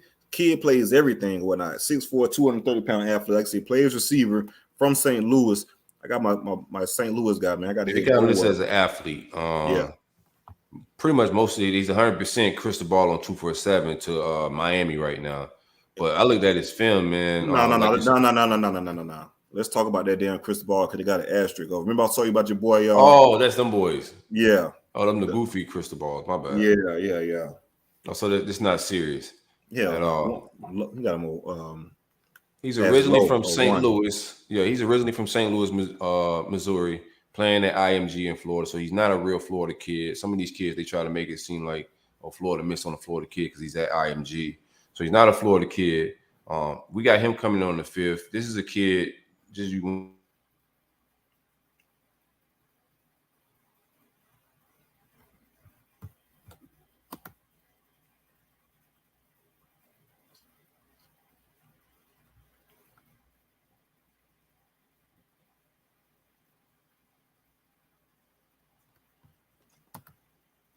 So now we're missing Silk and Larion. I'm about to say we froze y'all. Okay, cool. That's what the hell happened. Oh yeah, we'll definitely edit that portion out. Then I'm marking now. Okay, cool. Now I need to hit this kid is supposed to be visiting FSU pretty soon, so I need to figure that out.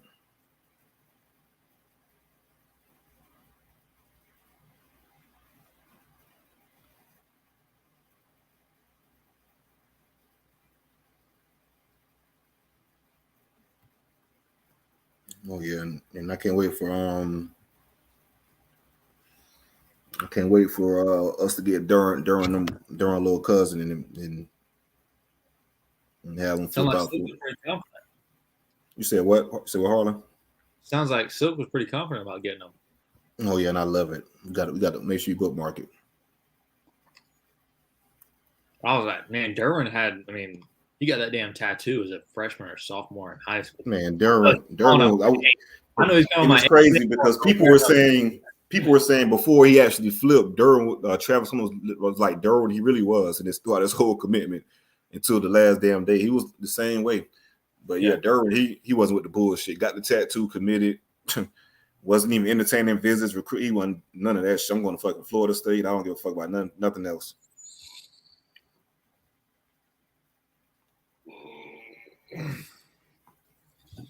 Shoot, if we're waiting on them, I'm gonna go ahead and take people. Nah, go ahead. I'm sorry, I thought it was my damn internet, so I don't know what the hell is going on. Nah, I heard like a little like this like a little thing going on there for a little minute. Yeah. Hey, I heard something about Derwin. He had interest to the U for a little bit. Hell no. No, they said what's the name? They lied, bro. No, I promise. Like this kid was like it must be like real early because he was like he committed like middle school, bro. Like Derwin was that mother. He was one of them rare cats. Like it's plenty of mine. Like Duke, for example. Yeah. Duke was going to UM. If I was coaching at UM, you feel me? Pop Warner, Derwin was like Harold was saying the motherfucker got a damn the trial tattoo in like 9th or 10th grade, bro. Yeah.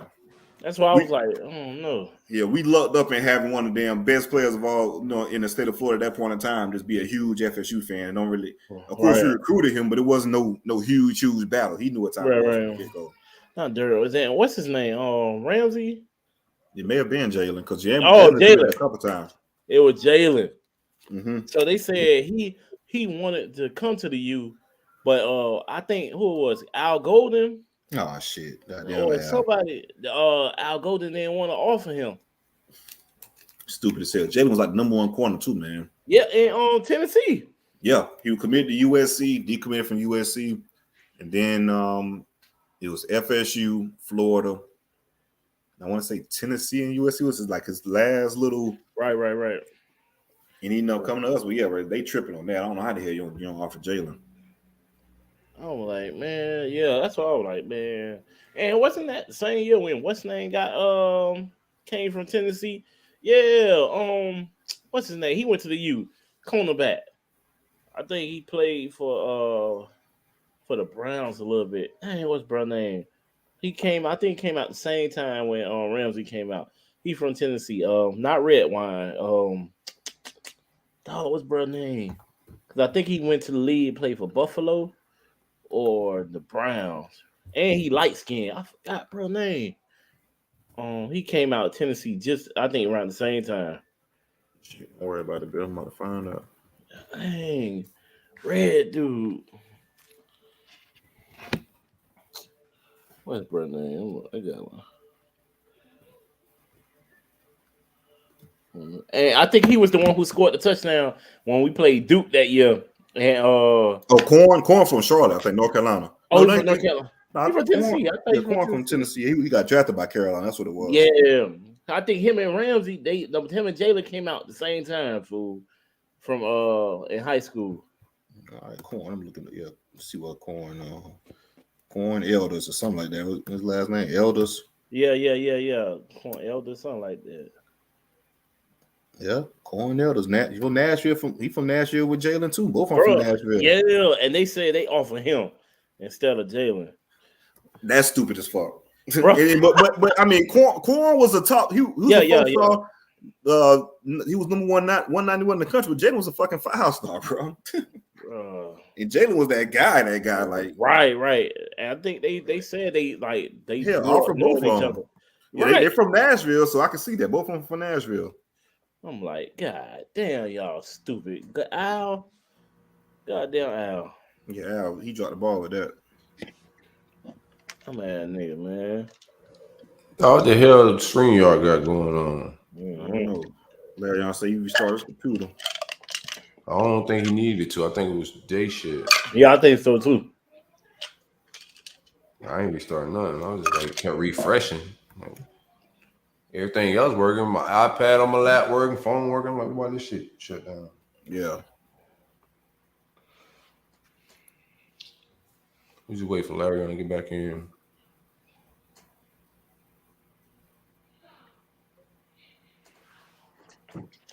Like CJ, what date y'all boys go on spring break?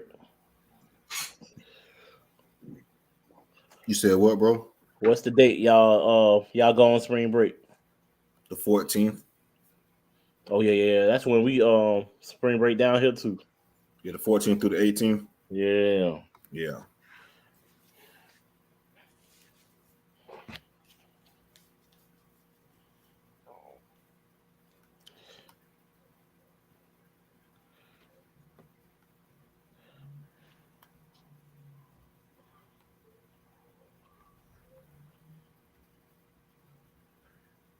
You see, they had that draft today. That what's that other league? That USFL, I think it is. Yeah. Yeah.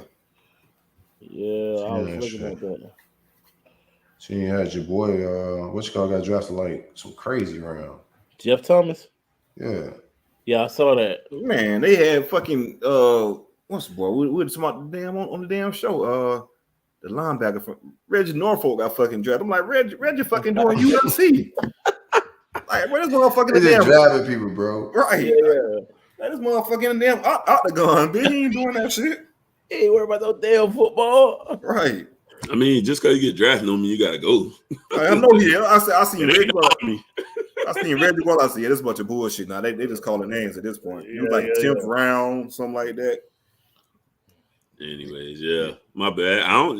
Y'all kept lagging on my end. I was like, bro, they keep freezing. I started lagging. They started lagging on my end as well. So I was like, what the fuck is going on? I think I gotta update my computer too, because like anytime it seems like I'm not like active, it is restarted like 3 times a day because I was taking some notes for the show. But yeah, it's weird.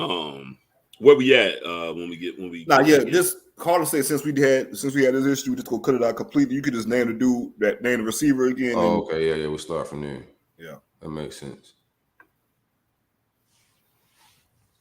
You're talking about like visitors coming in early March. On the 5th. All right, 3. Got nothing on the 5th. Go ahead. All right, 3, 2, 1, 5. We do it on March 5th. We have Samuel. I do not know how to pronounce his last name. I'm gonna say Mimpa. Pronounce that, bro. It's M apostrophe P. I've been calling him Mpimba. That's what I've been calling him. I've been calling him Samuel. That's what I've been calling him. Sam. Yeah, it's Sam. What's good, bro? Sorry for the mess up, but we did mess it up.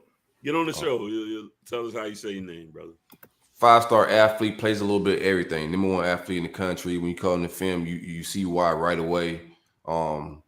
Explosive guy, IMG Academy, originally from St. Louis, Missouri, but he's an IMG guy. He's not a Florida, so if we do miss on him, don't everybody be like, oh, Florida, missing on all the Florida and my IMG kids. Kids ain't from here. They not from Florida. Yeah, like y'all don't know that. The national media don't tell like the average fan that on signing day. Oh. So all they see if these kids leave from this academy that's in Florida, got all these great athletes just going everywhere else. I'm like, bro, the guy was from California. That's why he was just going to play top-notch football. You know. Yeah, motherfucker live in Big Ten country, man. They going back. Yeah, came out here for vacation. Right. IMG is nice. I don't know if y'all been out there. Well, that shit stay the art, dog. It's nice. Seen some of the players on the airplane with me before, though. but I never been there. I've seen some of them fellas up close. I was like, sheesh. And one dude, I asked him if he was playing tackle. He was playing basketball. Oh, really? Yeah, he was on they got a nice little basketball program too. Because what's the kid name? They recruit the country. That went to Florida State. That was a lottery pick, man. The kid for the Magic. He's been tripping lately. I know you're talking about. I can't remember his name, but I know exactly what you're talking about. Yeah, but yeah, I hit Oh, you just gonna take the fucking call off, huh? Oh shit, my bad, cat. I just realized she didn't win the call. I just put it on her for the first time. She done figured out how to get it off. Yeah, this is motherfucker. Yeah, Jonathan Isaac. That's right, Jonathan Isaac. Yeah, but yeah, he went to IMG. But go ahead, bro. Yeah, I thought average people knew that. My bad. Anyway, sorry. I think we got the. I do like that kid a lot. What do you guys think about? Have you checked out his film? Oh yeah, he's a player. He does everything. Everything. Big athlete, explosive, huge for his size, man. For him to move that fast, you can see why he's rated so high. I guess the question is what. I guess depending on the school or the university, where they see him as a fit within their system, where they could play him at. But the kid, he can do everything. What do you think? I looked at him. I like him a lot. Yeah. I mean, where at? Getting out to the passer was where I would like him at. Yeah, outside linebacker pass rusher. That's what I was thinking. I think he'd be an elite, 3-4 outside linebacker. Possibly a hands on the ground, DN as well. He is that kind of explosive and he's already in physically. He's in great. He looks like a college player to me already. Yeah, already. So yeah, it just really depends. I think the key for him is going to be where he feels like to be the best fit to get him to the next level if that's in his future. So yeah, another 5-star from IMG pulling up, and all these people are gonna be on the same campus, so I ain't trying to flex up. But he's coming from IMG, Francis Mogua. But they got their names, bro. They got these names. IMG go get them guys. Mauigoa. Shoot me a pronunciation. Let's see. What's it? I said Mauigo. That's what I'm gonna say. Mauigo. Offensive tackle. When Webby was on Breakfast Club. Charlemagne. Charlemagne. Yeah, he said y'all got some hell of a name. Y'all got some names on him, boy. Yeah. DJ Envy, Angela Eve, Charlemagne. So y'all got some more names on y'all. He was on to some of that. Let me shut up. Let me vibe. Yeah, just chill out. Who that is? The asshole. Right. Yeah, if y'all don't know that one, man, look up. Go to YouTube, Webby. Oh my God, Breakfast Club. Yeah. Just look that up, man. It's animated. Hilarious. That's just the greatest. The best. But look out for those visits on March 5th. I think we got a few other guys pulling up on campus. I don't want to confirm yet right now, but I don't want to get into all the visit shit. Yeah, everybody about to be on the same campus. I do got a watch list. I got my man AJ Harris on it. I need a big dog early. I wish I had a quarterback on there, and I am watching the visits for quarterbacks because I don't have any big names that I see. I see people say they coming, but I don't see any dates. Has your boy set a date? Has our Arch set a date? No date. He just said he coming summertime, which is later than when I want a quarterback. Right? Yeah, you usually want your quarterback in the fold by that time. Yeah, I do. Not gonna. What do you do? So if Arch, you got a guy like that. Then I mean, it is what it is. But technically, ideally, you want your quarterback kind of in the fold around summertime, so you can start building that recruiting class moving forward with the fall and build the relationship with the other recruits. These dates could change. Who knows? But that's what I'm hearing right now. What are you hearing, quarterback board in your room? Y'all got any offers? Gonna be a later in the process for y'all as well? Who, Miami? Yeah. They already got a quarterback. Florida State good for their class. Yeah, that's right. They get a second guy. It's probably gonna be a lower rated guy. Yeah, we got Parsons out there. We just had a new offer go out, I believe today. We got a visitor coming through on the 10th. Yeah, we don't have anything really like too big lined up on the 5th because, like you were saying, it's kind of bus tour time. Kids are gonna swing through, get like the brief view of things and all. So actually, because when you put that in the notes, I was like, well, let me look. I didn't see anything on the 5th. So what it probably is they'll be on Florida's campus, and then maybe a few days later they'll be swinging through to go see, Miami and other schools as well. Mac Howard out of Mississippi is supposed to come through on there. He's on our board. We had an offer go out today earlier to what's the young man's name? He is from Jaden Rashada.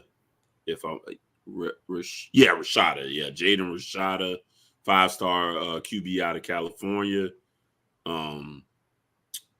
So he's on our board. If I had the top of the board right now, I still think is the kid Dante Moore out of the Detroit, Michigan area. Yeah.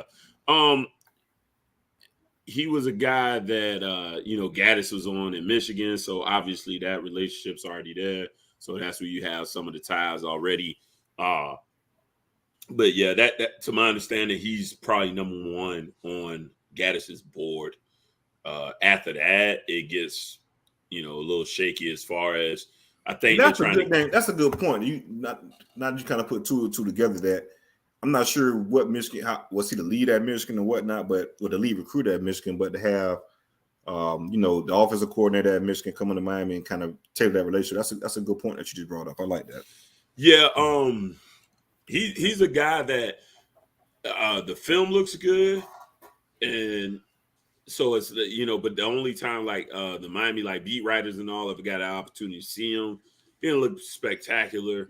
So it's a jury's still out type thing. But I'm more of a film guy. I don't really care about too much camp type stuff because it's really built, especially at QB, is built on familiarity, chemistry, things of that nature. So if he is the guy, I'm okay with that. But that honestly, the board right now after him is to me pretty convoluted. I think if they feel like they can really lock him down, then everything else they're willing to move on. But again, they just put an offer out today, so I think it's a bit of putting out feelers for guys that they like and seeing what's reciprocal. I'm just being a little. I don't really know on the quarterback board. I don't even know how I feel, the direction. It's just such a new staff. I had a real feel for the last staff, like after like a few months and watching them recruit. So I don't know, man. Yes, Brandon. With both you guys, it'll probably by the summer it'll play out a little bit more. Right, because neither one of our coaches have this big reputation of being like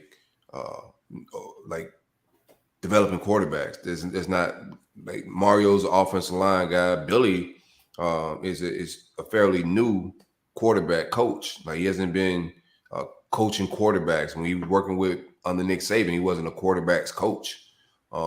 Receivers, wasn't he? Right. So all of these guys are fairly new with so I don't think some of these top-notch kids are just going to jump into this. So I didn't expect Arch. I'm glad that works in our favor that he's deciding in July because it gives us time to sell a little bit. You work them. I mean, right. Got time to build a relationship. Yeah, you got to build a relationship. Build. He ain't got to be in a rush because he's got a house wherever.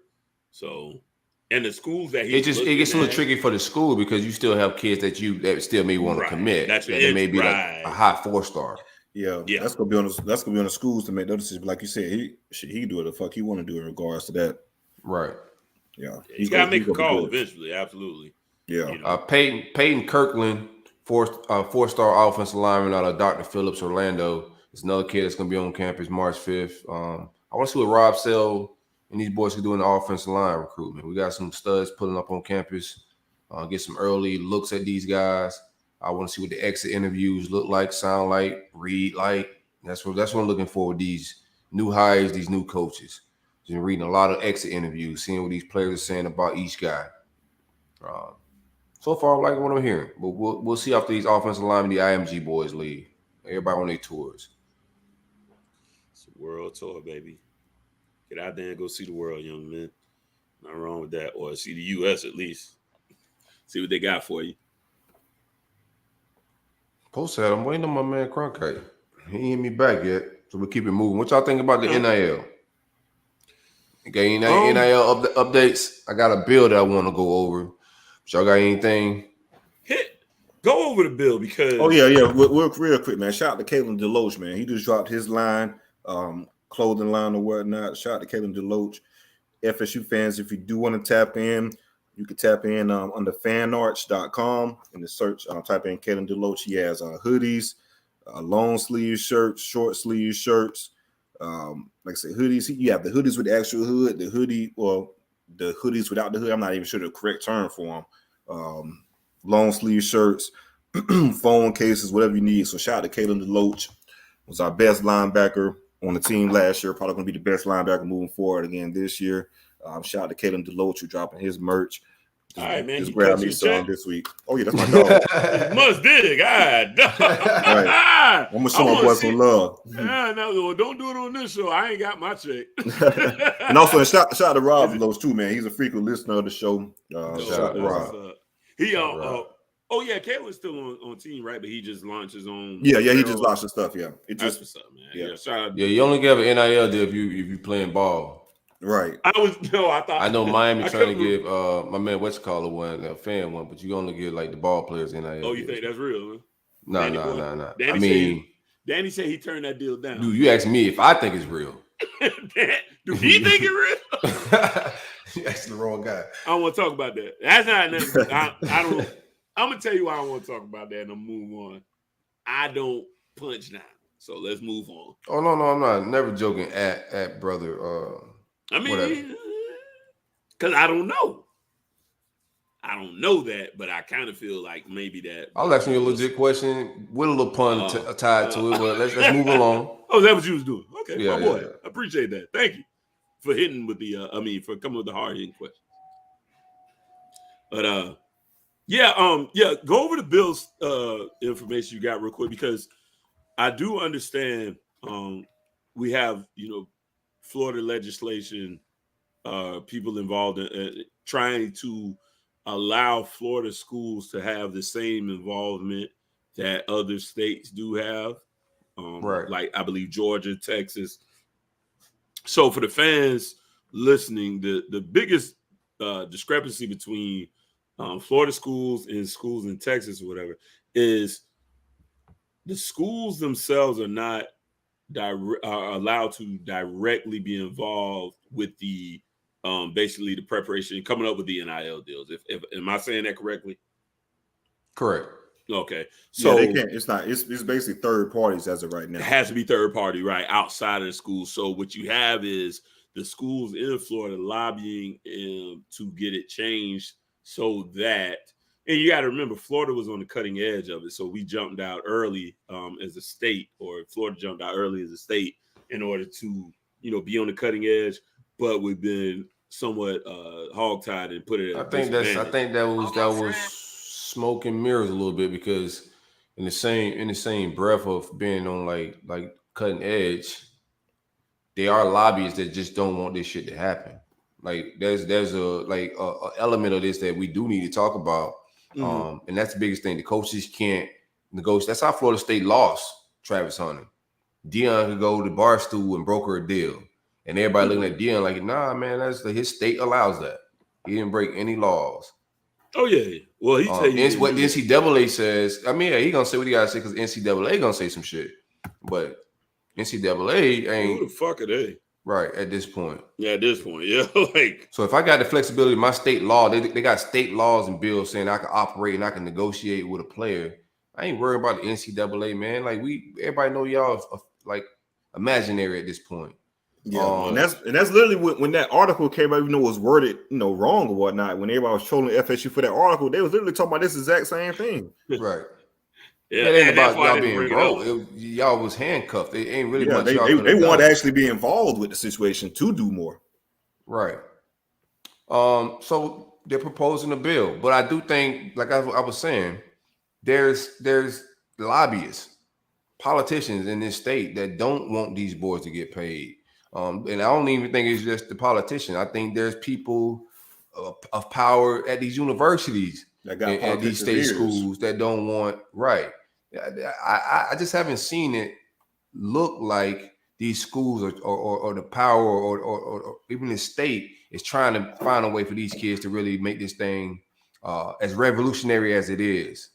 You know, it's been clunky. It's been like, yo, are they really behind these kids? Like, because that's when I first heard that Florida was first. I'm thinking like, okay, we got a head start to really like capture something and keep these kids in state when it's been the exact opposite. None of our coaches could compete. Yeah, not knowing. Like Shamar, even if Shamar wanted to stay to the crib, like they didn't have the tools. Like Jimbo can go do some shit that Miami just can't do right now. You know what I'm saying? Like they can operate totally different.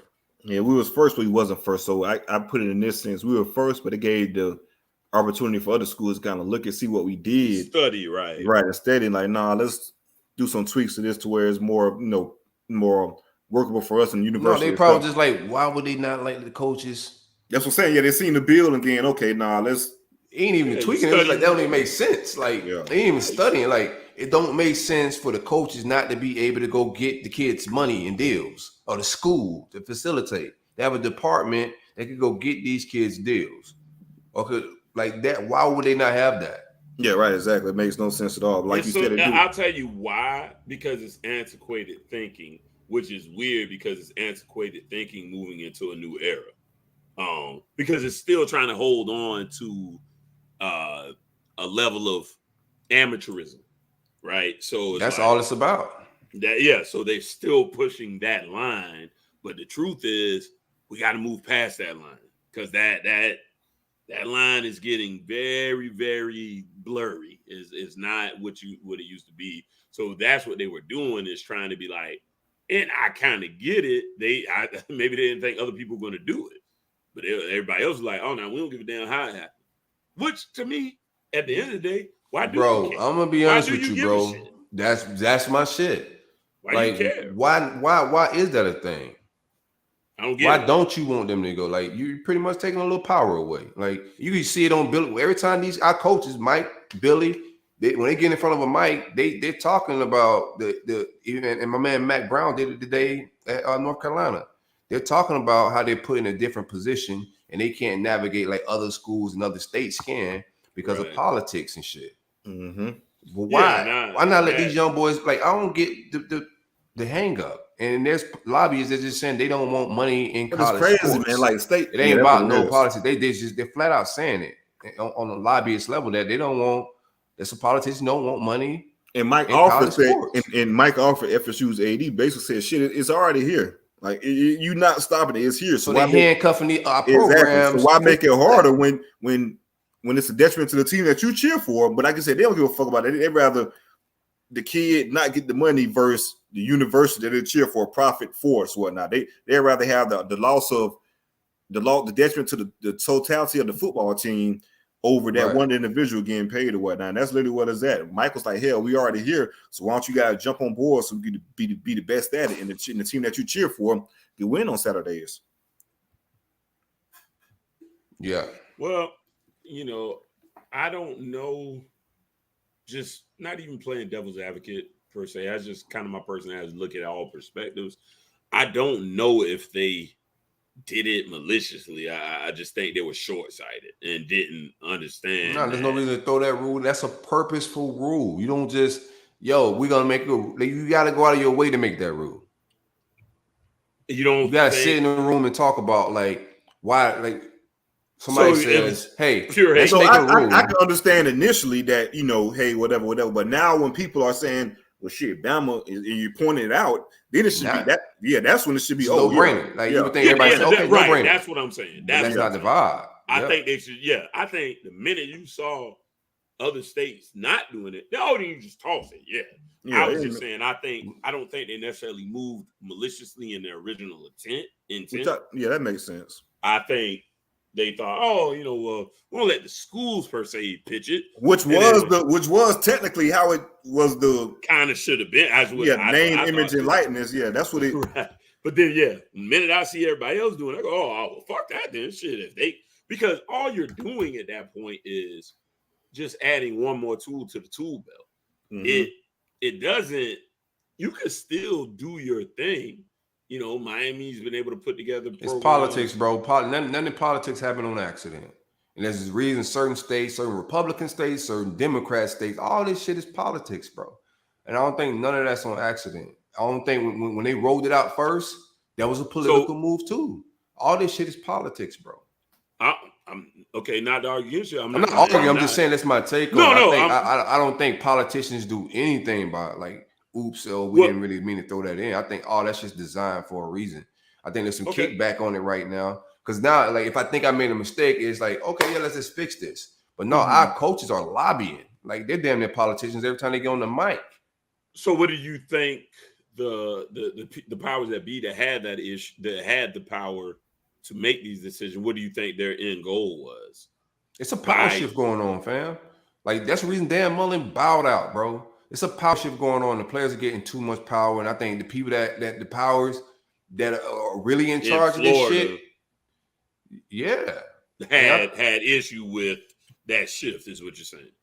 Yeah. Okay. Yeah, for sure. That's my take on it.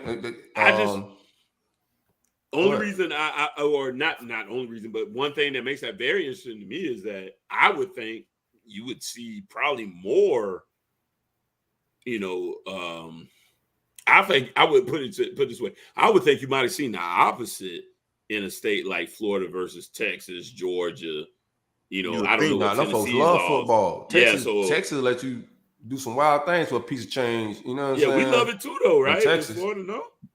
We do too. I don't know if like from a political level, like look at our high school stadiums. Like we pay coaches. Right, I don't know. We don't love it football too like Texas. Yeah, we love it to an extent. We got passion for it. The passion is probably higher, but the culture is bigger. But like I don't even know if the coach is bigger because they spend money on that shit out there. Athletics, period, in Texas, everything big out there. Hey, I'll tell you this. It's hard to explain it. I can attest to being in Arkansas, visiting a friend. And they fucking suck in football. And they're not that good at football. That's bro. the crazy part. In general, you're right, exactly. That was the point I was just about to make. It's funny you trying to say that, bro. They had some sweet stadiums, and I was like, bro, are y'all that good? And he's like, nah. He was like, no, this was in Fayetteville, aka Walmart, Arkansas, because that's where Sam Walton's from. Mm-hmm. That place, man, you talking about, I saw the stadium and I legit thought it was like a JUCO, like a nice junior college stadium. Yeah. And it was like, no, that's a high school stadium. I was like, oh, them boys like that. He's like, nah. So maybe you're right in the sense of the investment. And I do applaud the senators and representatives that are being like, well, look, are y'all gonna just let us get dusted off or what? And shout out to Drew Weatherford. I think it's a good thing that week because Drew Weatherford is another guy that's lobbying for the players. I think it's a good thing that we have a guy that actually played. How about he played for y'all, right? Yeah, quarterback, okay. number 11. Played within and knows the pros and the cons and the advantages that it can help for these kids. So he's like one of the main guys that's pushing for these guys. We're pushing for this bill to be amended. So I think it is good that we have some guys that have a guy that's on our side, so to speak. That's trying to present to these guys and push for it. Yeah, we the truth will come out shortly enough. I'm with you, so I do think there had to be. If nothing gets passed, right? Like say, I don't know, like I'm not big on politics. That's why I want to get my man Heitner on, but he like Wednesday nights don't work for him, so we gotta get him on a Tuesday and pre-record it. But if something don't pass, like it's an elephant in the room. What's the elephant saying? Roll Tide. Literally. I like it. Well, no, I don't like it, but I like what you said. Yeah, real shit. Like there's an elephant in the room, bro. If but a bill like this don't pass, they don't want it. It's clear as that they don't want them kids to really. You can't talk to these kids. You can't talk to these kids out of both sides of their mouth, out of both sides of your mouth. You can't say we want to help you build your brand, do everything we can for you to be able to monetize yourself and make this bread, And then out of the other side of your mouth saying, yo, but we don't want the university itself to actually go broker deals for you and help you with your name, image, and likeness. I think that says a lot.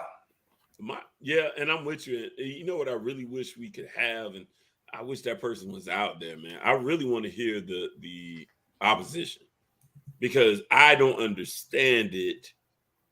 It's not, I'm a person like this, man. This is where I tend to live my life. Is what you eat don't make me shit, right? So if it ain't really pinching out of my pocket, affecting me negatively, I'd like to understand what your opposition is. Right. I really want to know. You're a hater. Right. Yeah, that's what I need to hear. Yeah, like the elephant in the room is weird. That's a weird vibe, bro. It's listen. And, I'll also say, shout out to 50. You getting money, I can't get none with you, then fuck you. I've been saying that ever since I heard that. I get that, but I only apply that to people that I'm like, I actually interact. Yeah. You can't use with strangers. Like, I ain't mad at a stranger for you. Like, I don't know you, dog. Like, give me some money. That's extortion. That's not what I'm saying. But yeah, if at the same time, if you don't, that just speaks to greed, then, right? Like, I want a cut of your money. I don't even know you. I have no relationship with you. I just want what you're getting. And that is hate, jealousy, greed. And, I need to hear somebody just tell me that, man. Because, you're right. That's what it's got to be. But anyways. Yeah, we got a guest. My man, Otis Moody. Come forward, bro. Coach Otis Moody. Otis right. My brother Jamel Moody. Oh, I'm sorry, man. I got y'all boys mixed up, man. How you doing, my dude? It's all good, brother. How y'all doing, man? Pretty doing great, man. Actually, we had you on one of our other podcasts as well, Coach Uncut podcast in the past. Yes, sir. I appreciate y'all. Not a problem, man. You have a combine coming up for yes, high school students, the Lake Show. Yes, sir. It's out in Moorhaven, correct? Yes, sir. Give me some information about it, man. For any coaches, a lot of coaches listen to it. Some recruits, players around the state. Let's get the word out and the vibes.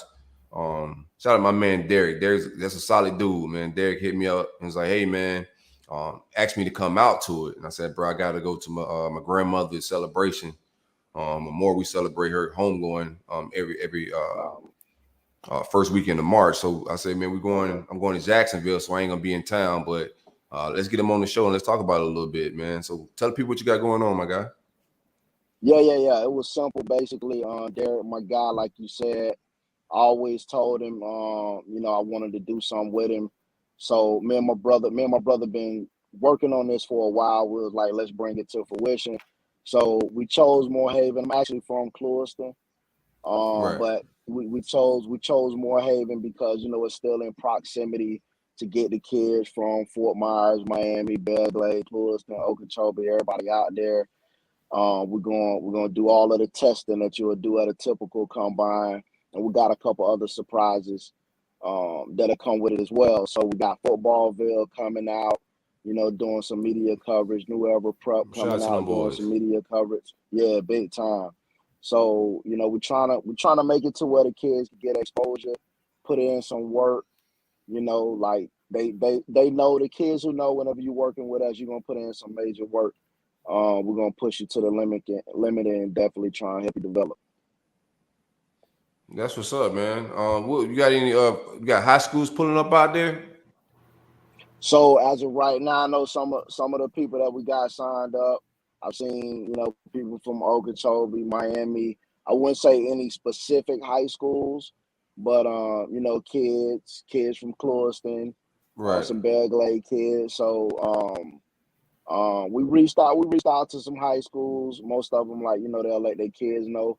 As of right now, a lot of the kids, they're in track, so they aren't necessarily playing football right now, per se. So the teams aren't really together. So they won't be getting together until May, going into spring ball.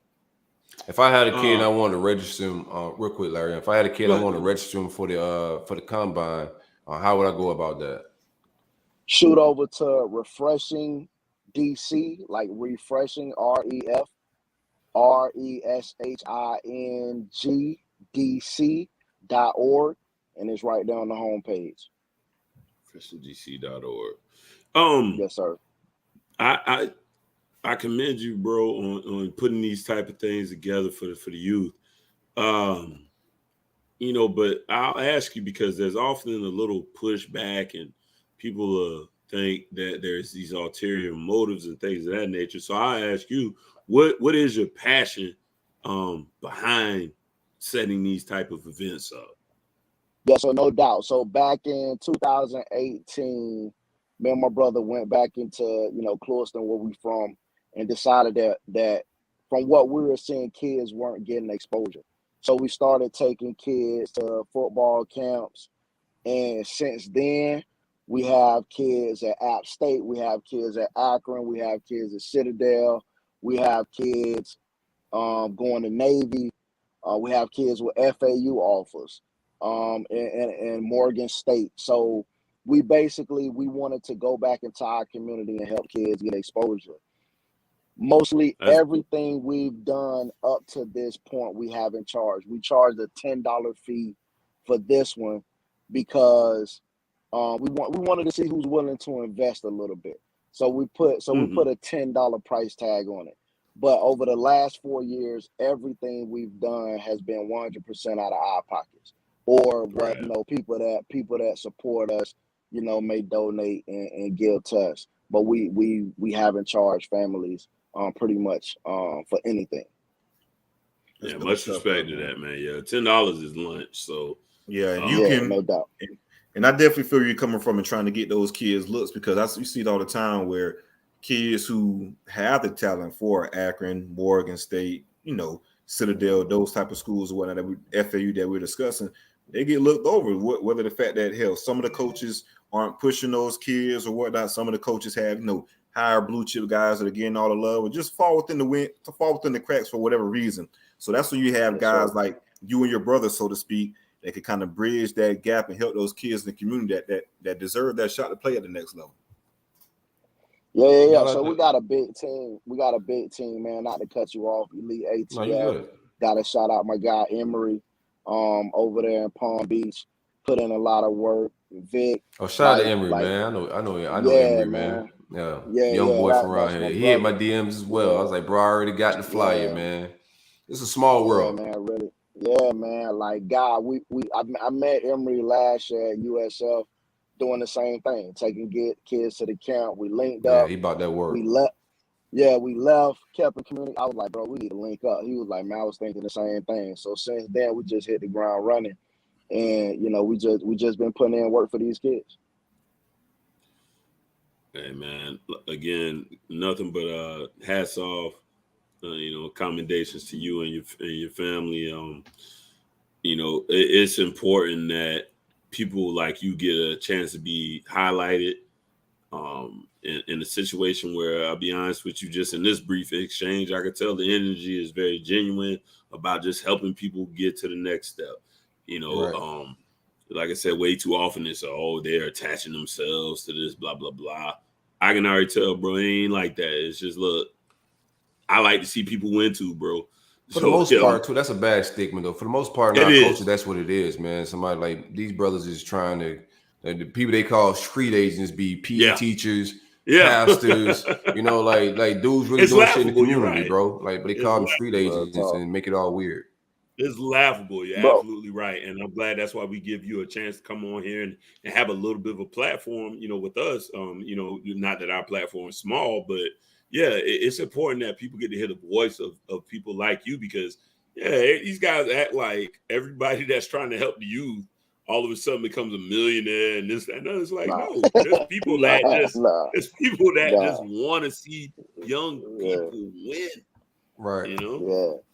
No, man, it ain't even about that. So like even deeper than the football, like, to be honest, bro, like, we got kids who want to go be engineers because of these conversations that we have with them. They want to be engineers. They want to be doctors. They want to be dentists, right? So it's I'm texting my little cousin right now, like, yo, What's your major? What's the plan? He's at Minnesota right now. Me and him been talking all day. And he tell me what his plan A is. I'm like, all right, what's plan B? He just texted me plan B, and I just text him like, yo, what's plan C? So it's like, we try and set them up for success because, every kid want to go to the NFL. Every kid want to, do that. Right. So I always tell them, look, our goal is I want to get you in a position to where you can go to college and save your mama thousands and thousands of dollars. And then all that, get you a degree that can help you make hundreds of thousands of dollars, and then basically be able to take care of yourself for the next 35 years if you don't make it to the NFL. So at the end of the day, finish up, brother. I'm sorry, I didn't mean to cut you off. Finish up. Yeah. Nah, go ahead, brother. What you have a mentorship program outside of the combine? Like what do you have as far as like what are you doing with the youth as far as mentorship? That's what it sounds like. Yeah, so that's what we do over at Elite ATF. We mentor kids. We we keep in contact with them. Try and talk to them at least once a week, see what they got going on in the classroom, what they got going on around the community, and then just try and like help them make sound decisions as far as classroom work, and just moving forward in life. Just trying to help raise young men. Like I don't have sons. I have all daughters. So right. always tell the kids, this is my way of getting my fix of being a father to sons. Oh, that's dope. To be honest, because I don't have sons. So it's just trying to help. I was just kept going raw, fam. You went about it a real kept shooting till I got it. Yeah, man. Yeah. I like your approach though, man. Yeah. Silver had 12 daughters, bro. I promise you. You know the rules. Yeah. You know the rules. Nah. Hey, it happened to one of my guys. He went again. He got 4. My neighbor hit it twice. He got 6. So I got. I'm gonna hold off. I'm gonna hold off at the 3 and just work with these young men. Real 6 feet, boy. They keep us in, man. They keep us locked in, like for real. That's dope though.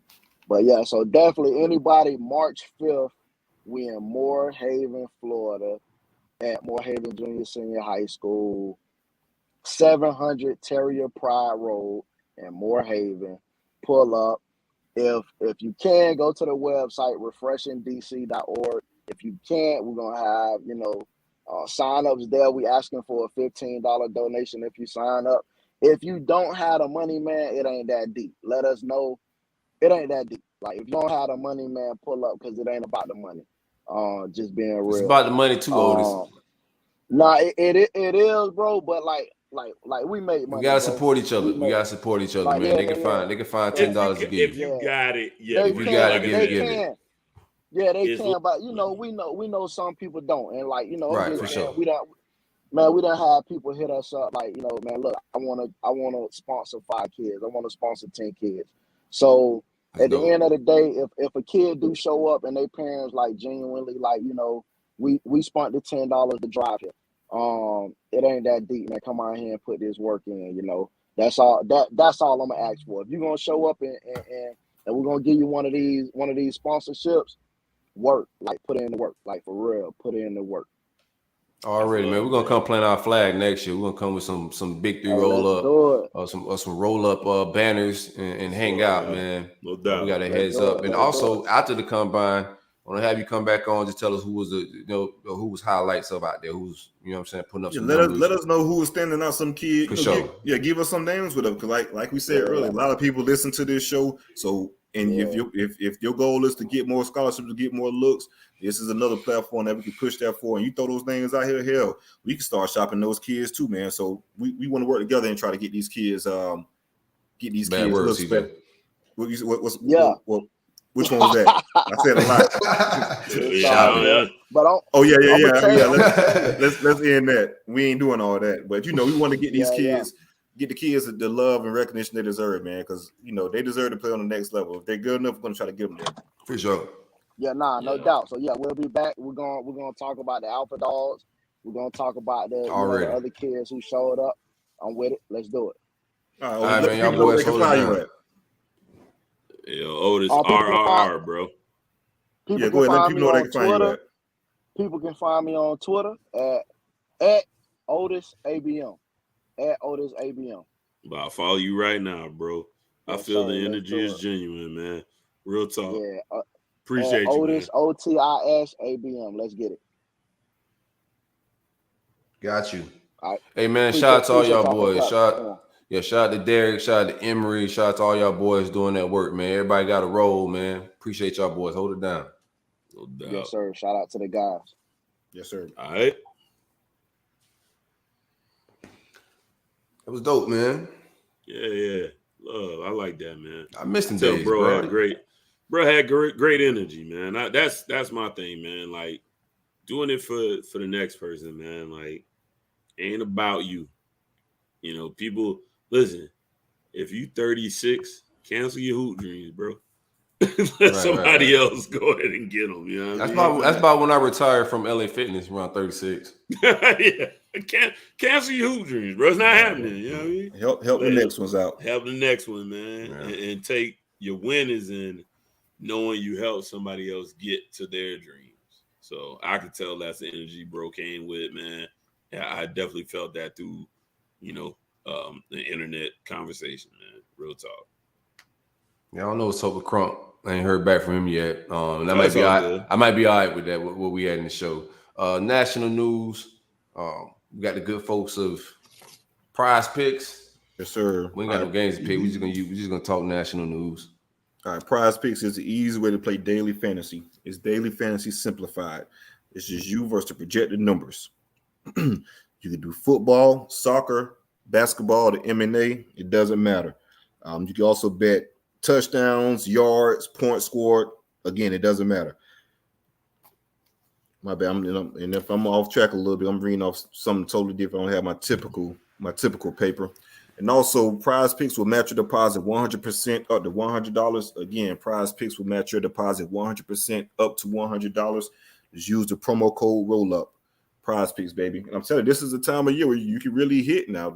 March Madness, man. Yeah, I'm telling you can hit. Basketball hits be a lot easier, and there's more. You could do more than with football also than with basketball. So it can be easy hits with basketball. Like Chris Paul, for example, under and over assists 6.5. That type of thing. Right. I was training at LA Fitness. One white guy that I was training, he was like a big in like gambling, right? So I was training him. He told me, he said March Madness was coming up. He said, I'm gonna bet on every underdog on the first week, like just all underdogs on and bro, he profited. Like he lost. I mean, of course, you just going on playing the whole field, but ended up profiting like $6,000 or some shit from the bets he made. It's just all the underdogs, crazy. Just off underdogs. But he said he has lost big like that too. But if you got money to play with, it's just wild things to do. But let's get into some national talk. Art Browse is getting some looks from Grambling. Yeah, Grambling. And I don't want to get in. I don't want to get into his situation because whatever that is, kind of got to, bro. I guess if they're hiring him, yeah, I don't know, bro. If they hire him and everything check out, then shit. We do not need Browse around black women, bro. Y'all said protect black women, and y'all about to hire Browse. Oh, yeah. Okay. That's a good point, right? I was just saying, that's a wild. Let's backtrack a little bit. But no, from a football standpoint, though, man, like that'll be an amazing hire. Amazing fucking hire. And it kind of there's a reason why he's looking. There's a reason why the motherfucker is talking about Grambling. Yeah, I don't know, bro. Yeah, that's. I don't know. Yeah, I don't like this topic. Yeah, I don't know, bro. So yeah, I don't.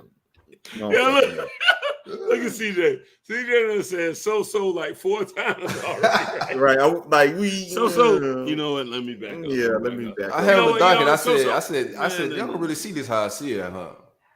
Anybody really say shit? Yeah, that's a good point. How you see it, Talk. I just they can't make that higher. That shit looks crazy. It hasn't happened though. It hasn't happened yet though. So I'm assuming that shit it hasn't happened. They're just saying. I think it's some interest, but they gotta get shut down right away. No, I think because if it was to happen, it's been talked about for like I want to say the past week or so, right? So if it, what it ultimately boils down with Art is we're talking about institutional control. It's not like we're saying he literally was you know, no, sexually assaulting he ain't women. Bill Cosby, no shit like that. Right. He wasn't. What did you know and what didn't you know? What did right? And so I'll go on the limb. Fuck it. What we're looking at is, did a guy know and what did he ignore? Mm-hmm. That's really what it boils down to. That's always very questionable. So, you know, you can accuse, he knew this, he knew that, this came to him. I don't know any more information. I know that Baylor let him go, but I know Baylor would let him go because it's just bad PR. It's just a lot of heat. It's under his regime. Doesn't look good. I would say I'm not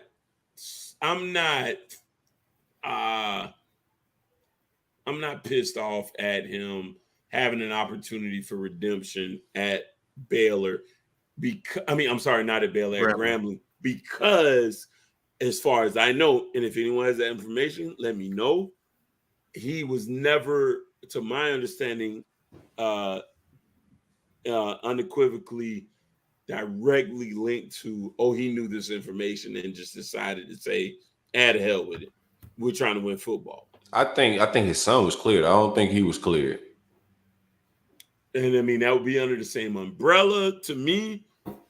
I don't want to get into like the like the fine points of that shit too much because I don't know like who's clear. I don't know enough. I guess if he was actually clear, then shit. I mean, for you to bring him in, that shit. Bro, he's like, if Art Browse was clear, he wouldn't be trying to be the OC at Grambling. Or to play devil's advocate, maybe people just want to touch him. Period. Yeah, it's a stink due to the stigma that comes with it. Right. Because the game keeps moving. That's the one thing I try to remind any young person that is like, if we're talking about especially athletics, you think, how long you think they're waiting on a Jeff Thomas, right? Who was, to me, I thought Jeff Thomas had tremendous upside. I thought, he's a little bit undersized, but he reminded me a lot of Antonio Brown. A really gifted kid. When you explosive, that underside shit don't mean nothing, bro. Right. I'm separating, so bro. Explosive. Like there's no such thing. You're not touching me, so it don't fucking matter. Yeah, what the fuck you talking about, undersized? Right. But this man beat by 6 yards. Right, exactly. But if there's a little stink on the turd, they moving on. It just doesn't matter. It's like, I don't need all that extra drama, bro. If I'm being honest with you, I'm gonna just keep moving. Especially nowadays too. Right. Because it has so much coverage within things like that. Exactly. So how long do you think a coach gets? So at this point, Art Browse has been tied up negatively with Baylor for she's been what? Man, how long has it been? Look it up right now. Yeah, look that up. It's like 2 coaches removed at this point, right? Right. So, you know, man, it's tricky. And that's the thing. I feel like I'm like caught in quicksand right now. 2015, dog. So 7 years ago, right, is when all this goes down. You know, I get Grambling trying to be like, listen, he ain't gonna be the head coach. And he wasn't the person that was accused. It's tough, man. It comes down to ethics. It really does. It boils down to, what do you hold above everything else? Ethics. Like I said, it boils down to how much involvement he had in regard to institutional control. Yeah, right. We really don't know. I'm pretty sure. We don't know. Grambling or whoever's really vetting him, they're asking those questions. They're diving in a little deeper. Yeah, so begun back in 2018 regarding sexual assault claims and failure to comply with Title IX laws. So he's a Title IX offender, which was like built around women shit, bro. Sexual assault scandal. It's just I don't know how they could. I don't know. Hugh Jackson is the head coach at Grambling, who was a coach at. He's the offensive-minded guy, so I don't know why he doesn't just run himself. But this is a trickle down. This is the Deion effect, though, in my opinion. This is a direct translation to Deion. You have Deion moving to JSU. I do like that he's trying to like push the envelope a little bit. Like he's trying to get these some good football minds around these guys. They going out the top notch type of guys, like the best available. Of course, they got the stigma of the arc brows shit at Baylor. That stench still on them a little bit, but I'm not mad at Hugh Jackson for. It look like this shit gonna go down from what I'm reading. I don't see nothing. They said they're gonna make a decision sometime this week. I haven't seen them make any other OC smoke, so they're probably trying to find out the best way to roll this shit out. Yeah, I mean, institutional control is a tricky thing, right? Like, oh, you should have had a better finger on the pulse. And I agree with that if we can kind of prove that that coach had the information. I don't necessarily know that every coach gets that information, and the idea of them being insulated from it isn't that far-fetched to me. I think you can get a lot of coaches that don't hear about this, that, and other because it's like they want the institution would rather they have that anonymity of, hey, don't tell coach, keep it away from him, he don't know. That way, what you don't know, you don't know. You can't like, you can ask me about it, but if I legit don't know, how can I answer to that? So, we just legit don't know really, I mean, it really matters. It really matters whether I know the information or I don't. Yeah, Baylor pretty much admitted to everything, so it wasn't like the NCAA had to find a whole lot. Baylor admitted to moral and ethical felons and handlings of sexual and interpersonal violence on campus, but argued those felons, however egregious, did not constitute violations of NCAA rules. Yeah, that sounds terrible. That sounds god awful. That sounds like, yeah, we did it, but we don't think we operated within the rules. Right. Like, what? Man. All right. We'll see how it plays out. That info. Yeah, we just gotta see how it plays out at this point. I'll tell it may not be that much kickback because no, it won't be. It won't right? be because it's smaller ball. But if I'm a Grambling alum, I go, let's get somebody else, man. That's it. That's bottom line. He don't need another chance. Let him do something else. So with that info, because what you just told me was, you speaking of coaches getting fired, though. Speaking of coaches Speaking of coaches getting fired, man, there's another week. Herm still got his job. Herm vibing, man. What's up with Jaden Daniels? So that it was a lot of like locker room videos and players on campus like that. I think Herm have lost shit out there, bro. So in people was talking about the dude that posted the video. He only had X amount of tackles, whatever. All that is cool and stuff. But at the same time, though, shit, for when kids usually leave for the portal and all that type of stuff, these other teammates, they really don't care what it's whatever, cool. What I'm saying? Everybody got to take care of themselves, man. Right, but for those guys to do all that, man, that shit, it gave me some red flags in regards to Daniels, man, because teammates don't respond like that unless some real beef with, within that locker room. It's still bad. It's still. I get what you're saying because you're right. You're right about that shit. So that ain't normal shit for sure. Yeah. Now that you say that, but I do think raiding that boy locker room, calling him trash, and that shit was weird, man. Right. And recording that's bad culture though. Like, yeah, it's bad culture. That's bad. It's bad coach for them to record that and put that out like that. I don't like that. I think Herm need to reel things in a little bit. He losing coaches, but he's still vibing.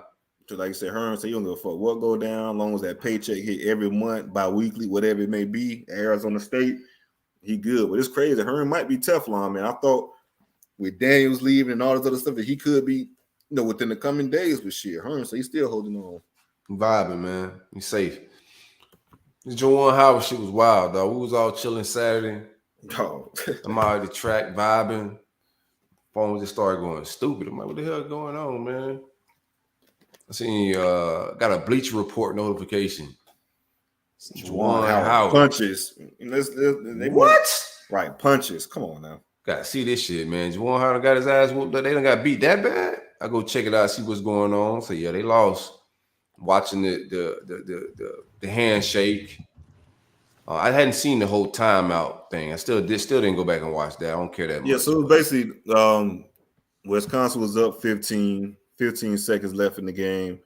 Called Right. timeout. Now, mind you, and someone brought this point up too. I don't know why the hell, but Juwan Howard, he's fucking in the full court damn press with 15 seconds left. So I'm assuming he's trying to call the timeout just to try to figure the press out. But I don't, as a coach, I wouldn't, if they're press number 15, I wouldn't give a damn, let it ride. But regardless, though, when you touch someone, that ain't trying to be, when you grab someone, that's when shit go left. So all the timeout stuff, I don't give a damn about. Once you grab me, that's when all that shit go out the damn window. I want to talk about the timeout because people saying like the Juwan Howard's mad. He's allowed, he can be mad that he called those timeouts. He's allowed to be mad. That's perfectly fine. It's some Bush League shit. And I may not want to talk right now, bro. You feel me? Like, yeah, cool. You got the win, but I don't want to talk right now. I think, like you said, CJ, once you grab a grown ass man, I don't know where y'all from, but like that's some different shit. Like, get your shit off. Tell me how you feel. Yeah, bro. This ain't Manny Diaz right here. You not gonna grab me and just hold me still like Matt Brown had. Yeah, that was crazy. He sunned him. You don't remember? Don't make no face. He sunned him. He snatched him up like a little boy. He gone definitely, but we just pulling out the situation. Like, you're not gonna grab me, and you see Manny tried to put when that grip got a little tighter. So that old man grip a motherfucker, boy. That shit a motherfucker. One time my granddad grabbed me, bro. That shit was dead. I like, God damn, motherfucker. I thought you was almost dead. Right. Where this script came from, fam? Right. That's real. Once you grab though, man, and people try to paint Juwan out. And Juwan, don't get me wrong, he was wrong for slapping and whatnot, but that coach was wrong for even getting to that point. Like, you don't wait that barrel. Why try to figure out what would happen if you grab someone else? Don't even open up that can of worms. Juwan Howard definitely gotta like maintain his composure a little bit as a leader of men. Yeah. So you gotta man. You lead men. You gotta maintain. But I like what he did, which is I ain't mad at it. Yeah, I'm not mad at all. No, sometimes you gotta let a motherfucker know. Well, he say I'm gonna remember that, and he's right, bro. You don't call timeout. Sometimes coaches do that shit. Sometimes they be assholes to each other. You know what I'm saying? Even if y'all cool. Like, assholes to each other. This nigga was pressed. He was pressed with 15 seconds left on the clock. Right. 15 seconds left on the clock. Yeah, you can't do that, bro. Like, it's not. You just gotta know how to let. When I think both of them cats both of them had some wild in-game antics. But when you grab somebody, that's when all that shit go out the damn window. Juwan said his piece and kept it moving. Once you stop me from moving, and bro, that's when shit goes to another level. He was like a little cat. He knew he was. He knew he was on the job, bro. He was about to punch him. Then at the last minute, he was like, let me open up a little bit and grab his ass. I snatched the shit out of him. You just gotta mush. The mush is a lot more acceptable. Like, if John would have mushed, it'd have been 2 games instead of 5. Yeah. Now, my best advice to anybody, man, I don't care like how you communicate with people. Don't touch people. Yeah. And shout out to Michigan too, man. I think people were saying that anybody jumped the gun and fired. I feel like they handled the right situation. Yeah, for sure. Suspension is cool. Like, it's Juwan Howard we talking about. Like, here's another thing too. Juwan Howard has been competing his entire life. People act like this is his first time he ever lost. Like, he's lost some of the biggest games historically ever. Mm-hmm. And then nobody got punched. So, like, let's not act like this guy never competed and lost. Right. And that's not to take an L. He know how to take an L. No, he just can't be grabbing grown men like that, and especially out the competition. No, he had every right to feel disrespected. Anybody's ever competed, man, I don't care if it was church league. My gripe is he slapped the wrong coach. Like, someone he grabbed, you should just fire off on him right there. Grab, fire. That's it. We get up now. We can skirmish and get up out of here. Right. That's I got good gripes, bro. I'm not mad at it. I'm not mad. Well, I'm just saying, like, it really doesn't matter at what level we're competing at. There's a certain level of sportsmanship that I expect you to exhibit. And when you go low, listen, people can quite often get very upset. Not excusing his behavior, Just explaining it. I don't excuse it. But wish he wouldn't have. But I understand. You know what I'm saying? I definitely understand. Especially on the look back, man. Because there's a lot of antagonizing going on. Yeah. From both sides, bro. So like when the initial reports first hit the timeline, you would just think Juwan Howard got off the bench and ran and slapped somebody in the face. And that's not how it went down, man. Nah. And shit like that happens in the heat of competition. Yeah, that's it's usually petty tit for tat type things that explode into shit square up then. You know what I mean? That's just man shit. I mean, just being honest with you. We can You think Latrell Sprewell would try to like choke that just happened. No, I'm saying do you think he would try to he would have. Yeah, Latrell was like that. Yeah, Latrell was like that. Latrell was like that. Listen. He knew he had one when he grabbed. Latrell was 6'7". Juwan 6'10". He ain't want no giant over him. Oh, he would have done that. No, I don't think so. Give me somebody else. Don't give me Latrell. Give me Chris Childs. Yeah, Latrell ain't give a fuck. Hey, fuck Chris Childs. Latrell. Yeah, look who he grabbed. He grabbed the weasel, bro. I don't think he was just grabbing another black man like that by his neck, bro.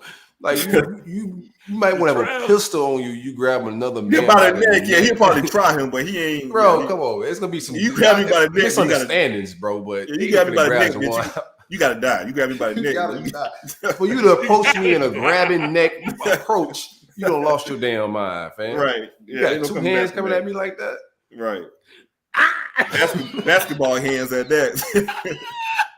You know what's so funny though? Basketball hands. He don't care about your hands. He don't care about your hands at all if he's trying to choke you, bro. I remember. You know you ain't got no firepower. I remember when that happened, and in general, we looked at him like a hero. Like, yeah, choke the balls. I remember that shit. No, I thought he was nuts. I didn't think he was a hero at all. Too. I was like, I still was like, yeah, but just choke the shit out of him. Nah, the trail bugging a little bit. Yeah, no, I'm not saying he wasn't. No, that's what I thought at the time. I didn't think. Yeah, yeah. But I still was like, I get it. Just choke him. I get it. No, goddamn Latrell, that was hilarious. But that was fucking hilarious. You grab someone by the neck like that, bro. Ain't no coming back from that. Somebody got to die. It's either me or you. Yeah, bro. Like, what are you approaching me with a choke, bro? You cannot walk up on me like this. Like, with your hands out to choking me, fam. You don't respect my hands at all. Right. He's a younger man. Well, we won't get into what we got left. Hot takes, bro. Yeah, let's do Let's get into it, man. Hot Takes is brought to you by the good folks over at Spencer's Jerkin Jerky. Go on over to spencersjerkinjerky.com and order one of these 5 staple flavors, right? From my guy. You can get let's see what we got. We got nope. Look at me. I'm about to lie already. You go on over to spencerjerkinjerky.com. Enter the code BIGMEAT, BIGMEAT, for 10% off your order. You got 5 staple flavors to select from, including original, Old Bay, habanero bourbon, Mandarin jalapeno, and lemon pepper. Oh. All right. These are going to be marinated for 24 hours using only locally sourced produce and all natural ingredients with no added sugars in order to provide you some of the freshest and most delicious jerky in all of the land. You go on over there, use that 10% code, again, BIGMEAT, to get your beef jerky delivered from Santorini to Santa Clara. Again, Spencer'sJerkinJerky.com. Exclusive promo code BIGMEAT for 10% off. Let's get into this hot takes. What's good, fellas? I'm back this week with another question. So here it is. If you had to pick one player from an opposing program, so CJ, you have to pick a player from one player, can't be one from Miami and Florida, one from one of the two, all time to add to your current roster, who would it be? Let me know. Can't wait to hear on the show. All right, fellas. Late. Shit, one person from each program to my current fucking roster. Shit, Who's let me that? see. It doesn't matter. I don't know. I think they said they called again. I don't know. Yeah, that voice sounded familiar. Definitely. A little bit. I'll go. What? Shit, give me Brian McKinley. Give me Brian McKinley. Good pick. Yeah, right, bring your ass to fix this goddamn offensive line. Yeah, it's from the past to now? Yeah. He said it doesn't matter. Yeah, just if you could add anybody to your current roster. For me, I would probably go Javon Curse. Bro. Give me Javon Curse because today's roster, probably one of my biggest concerns right now would be pass rush. So yeah, if I got to add anyone from either Florida State or Florida, probably would go with Javon Curse. Easy answer, man. Sean T. Me, man. My safeties have been asked for since I said, Keanu Neal's been out here, man. So dope, give me Sean T. Me. No doubt. Good question, man. Fuck the glitz and the glamour. Give me Brian McKinley. Fix my goddamn offensive line. Hey, listen, man. Never gave a sack up. I mean, that's probably y'all biggest need. No shame in that. I ain't mad at it. I just want to see somebody decapitated. No, I feel you. No doubt. I like that. What's happening, fellas? Hey, let's do something a little different this week, dog. Check it out. Give me 2 players and 2 coaches from your staff that you're going to send in against the other 2 teams to throw them hands. 2 players and 2 coaches off the staff that you're going to send in to throw hands at them other 2 schools. You know what I'm talking about? Who got the best hands? Holla at me. God damn, bro. 2 and 2? Yeah. Give me Mario and Salavea. Mario was trying to be a Secret Service agent, man. And Salavea is just a huge Samoan. That dude is, even as you just can't go wrong with a Samoan. Every Samoan can fight. Yeah, that's a big specimen of a guy. I had a Samoan roommate, bro, in college, bro. Somebody stole something from him. Ooh, he got that right. Bro, he beat the shit. I thought this is the nicest person I ever met. This dude used to get up and pray every morning. I'm like, bro, this guy is the most pleasant, best roommate I could get. Right, this is a dream scenario, right? And somebody stole something. I'm glad he knew it wasn't me. Is what I'm gonna say. My dog. So they take stealing different, man. And then them Samoans got hands. I done seen them boys wreck some shit in clubs, man. No doubt. They definitely do a lot of security out west. And then player wise, give me Gilbert Frierson. I think Gil got that athleticism, that got dog. Punch his face. Yeah. Quick hands. I think he got that attitude of it's the game versus everything. So give me Gil. And secondly, give me man, I kind of need let me think. I don't know, the gangsters. I'll tell you who I'll give you. Give me a Tay. Give me a Vontae Williams. I think Tay got the mans, man.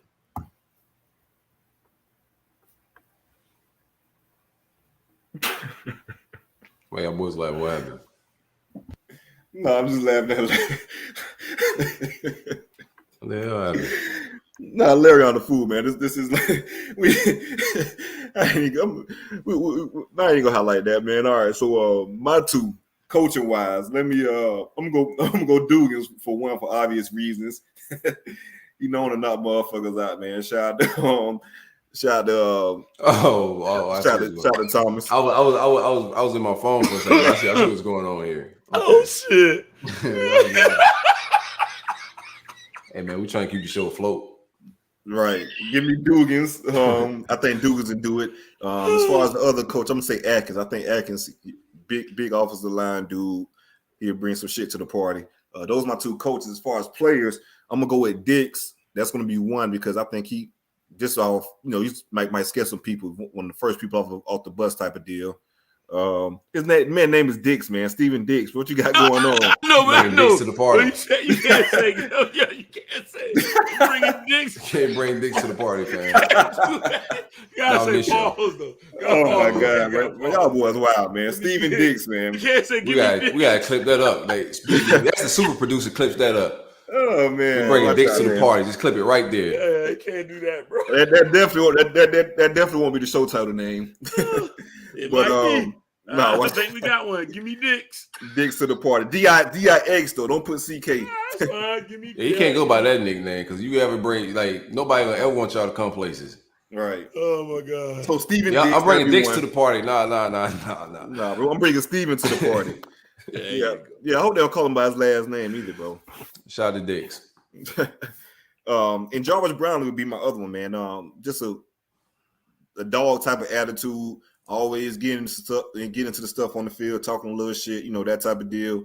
Real physical player, have his nose around action. So Jarvis Brownlee, man, I think Jarvis Brownlee get a little. I think he'll get active a little bit. Man, we were soft for shit last night. I don't know none of these niggas fighting. I'm just playing. Coaches wise, I like Jaluk. I go Jabbar Jaluk. I like his energy. Jaluk, a hood cat, Louisiana. So I take him in a party vibe. I don't know if we fighting, we're having a party, but I like him to take him in a room like that. We talking about fighting, or we going to a party? Fighting? Yeah, fighting. Yeah. He said fighting. Yeah, for the I don't know if these guys can fight. Jaluk look like he can fight. He from the hood, like Spencer. I think Spencer's wild, man. He got some crazy videos out there yelling and getting defensive linemen riled up. Easy to go with the offensive line or the defensive line coaches because those are huge dudes, man. But two guys I think are just guys from a certain cloth on the roster. I'll say Spencer and my man Jaluk.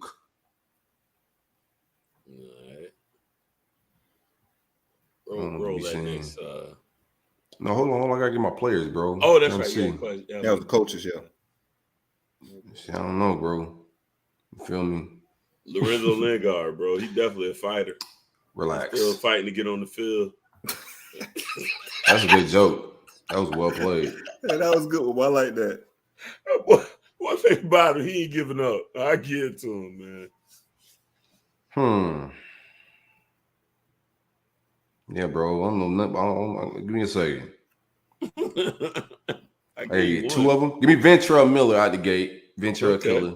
So give me Ventrell Miller, linebacker. Stuart Reese looks like he just eat weights and from Fort Pierce. So, all right. Just the guy you want at least getting off the bus first. He ain't done shit yet, but he got been plagued with injury. But Chisel looks like Tarzan. Those my guys. That's fine. Like it. Next question. Next call.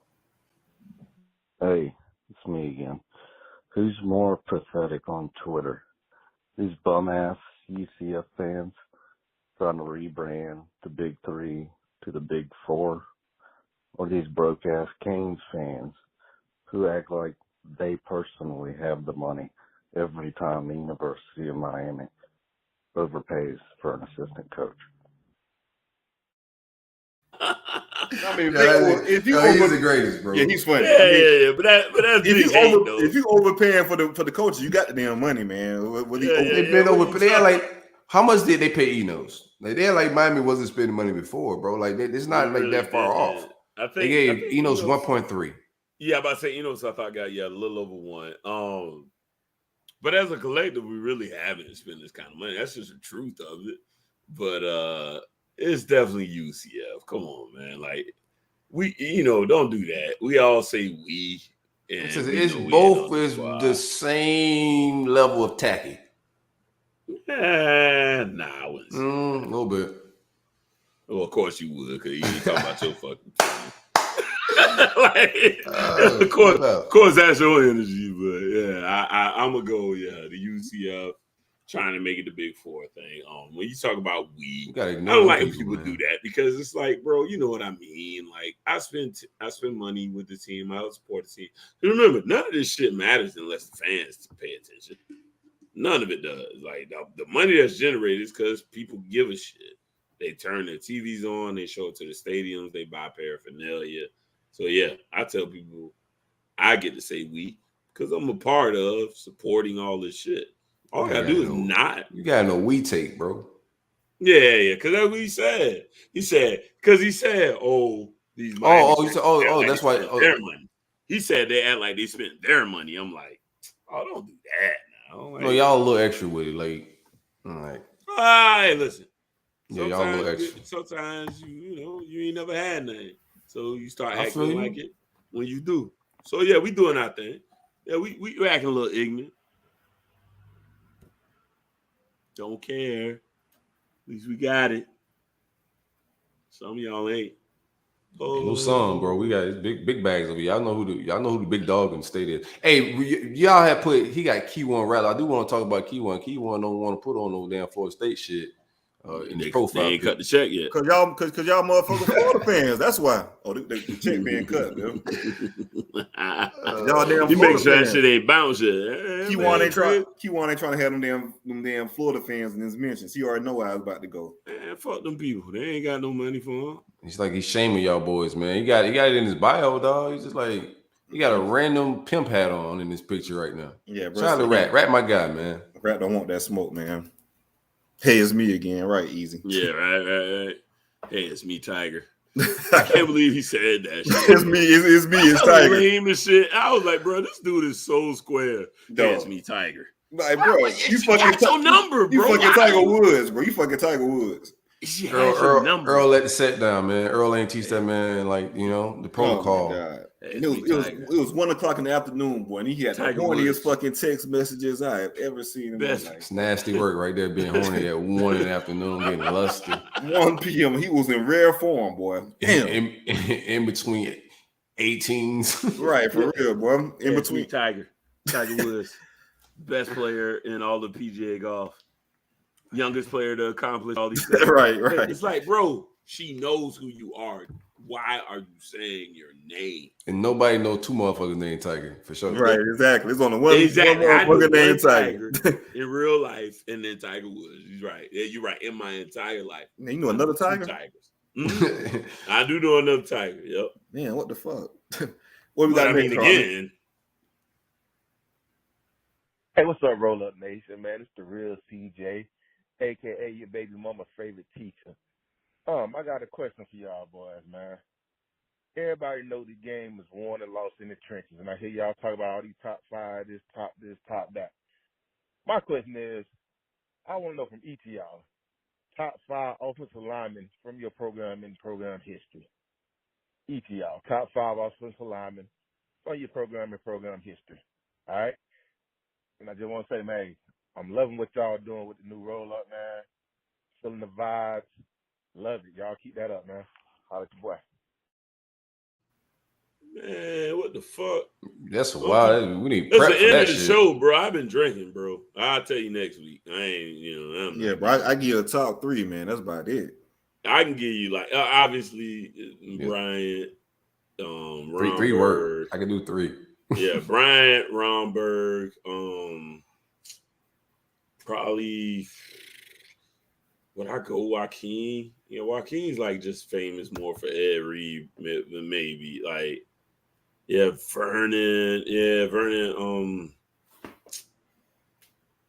I'll go there. It's hard to do 5 because, like, 5, I need to do a little research. Right. That's a question better answered next week because, like, you gotta remember I drank during the show.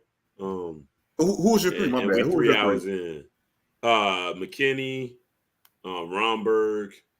And then, Vernon. What about Leon? Yeah. Cersei's up there. Well, that's what I'm saying. You can definitely get the 10 real quick, man. You probably was going to do the whole little shit he was talking about. He said 10. He said 5. 5. No, 5. You can do 5. But I feel like that's like I feel like I need to come back to that next week. Yeah, I got. Let's do that. Yeah. Let give us the next week. We'll revisit that one next week. And we'll put a starting 5. We'll start off the questions next week with a starting 5 from left to right. And that way we give it a fair shot to really evaluate each position. Yeah, we can do that. We can do a starting 5. I can do that for sure. Yeah, I like the question. It's just hard to answer late in the show. Right now, yeah. Yeah. Kush too big to be Googling, fam. Yeah, I ain't doing that shit. But I have it ready for next show. I like that. Yeah, I never really even thought about that. It seems like a simple enough question. That's CJ. Shot left? I know we got a life coach DM. Sure. Do we have any other voicemails, Arlen? I think that's it. I think that was the last one. All right, we'll go ahead with the Okay, cool. So yeah, we'll answer that question top of next week, hot takes, and then let's do this life coach. Give me 1 second. Deleted it on my phone. Oh no. I think it's in our group chat. It's in the group chat. I'm trying to scroll up. I got you. Let's see. Go into it's like images. Oh, I can go into the images. Yeah. Go to photos. Yeah, it is. Boom. Easy peasy. It is. I know what I'm doing. I use this all the time. All right, we got a life coach question. My man said, here's the problem. She told me she had a kid when we first started talking, but I never seen him around. Well, one day, while I was over smacking the cheeks, her son got dropped off by the father. So long story short, someone reached out and told me that old girl doesn't have any kids and that the little boy is her ex-boyfriend kid and his real mom is in jail and she is 2. And he is 2. She been in his life since he was born, I think. She helped take care of him like it's her own child. I even helped with diapers. Although I'm still getting the buns, I feel like it's simp. Just wondering what would y'all do? Go knows. P.S. I'm new to Twitter. Had to make an account to ask my question. Man, listen. If you like her like that, then it ain't really simping because you dig, Bro, he's a simp. No, I'm gonna He's putting diapers on not even her child. Oh yeah, that's right. Oh my bad, you right. Damn. Thank you. No, thank you. Nobody saved this guy. We can't save him. We gotta throw him to the wall. Yeah, when you look at it that perspective. No, I get what you're saying in regards to the situation. It's not even her kid. And he's still smashing. Oh yeah. The other dude is definitely still smashing. If she babysitting my jit that ain't hers, let's get out of the way now. That's the real issue at hand. That's the real issue at hand. Not the fact that you maybe buying this other dude Pampers, baby Pampers, that he's still smashing her too. That's the real issue at hand. So you need to reevaluate the whole thing. Diapers crazy. Diapers cost so much money, bro. Damn, they ain't like saying even her child. It's another dude's child. It might be, bro. I might want to shoot you, man. Hey, stop changing that kid's diapers, fam. Yeah, I'll be real with you. That man, I'll be real with you, man. It might be some life-saving shit we might be giving you right now. Don't change that man kid's diaper. Listen, Silk's 1000% right. Listen, bro. I'm okay with her kind of playing that role to an extent until she starts finding her own love life. By the time she does that shit you gotta cut it off. No extra, she you gotta cut that off.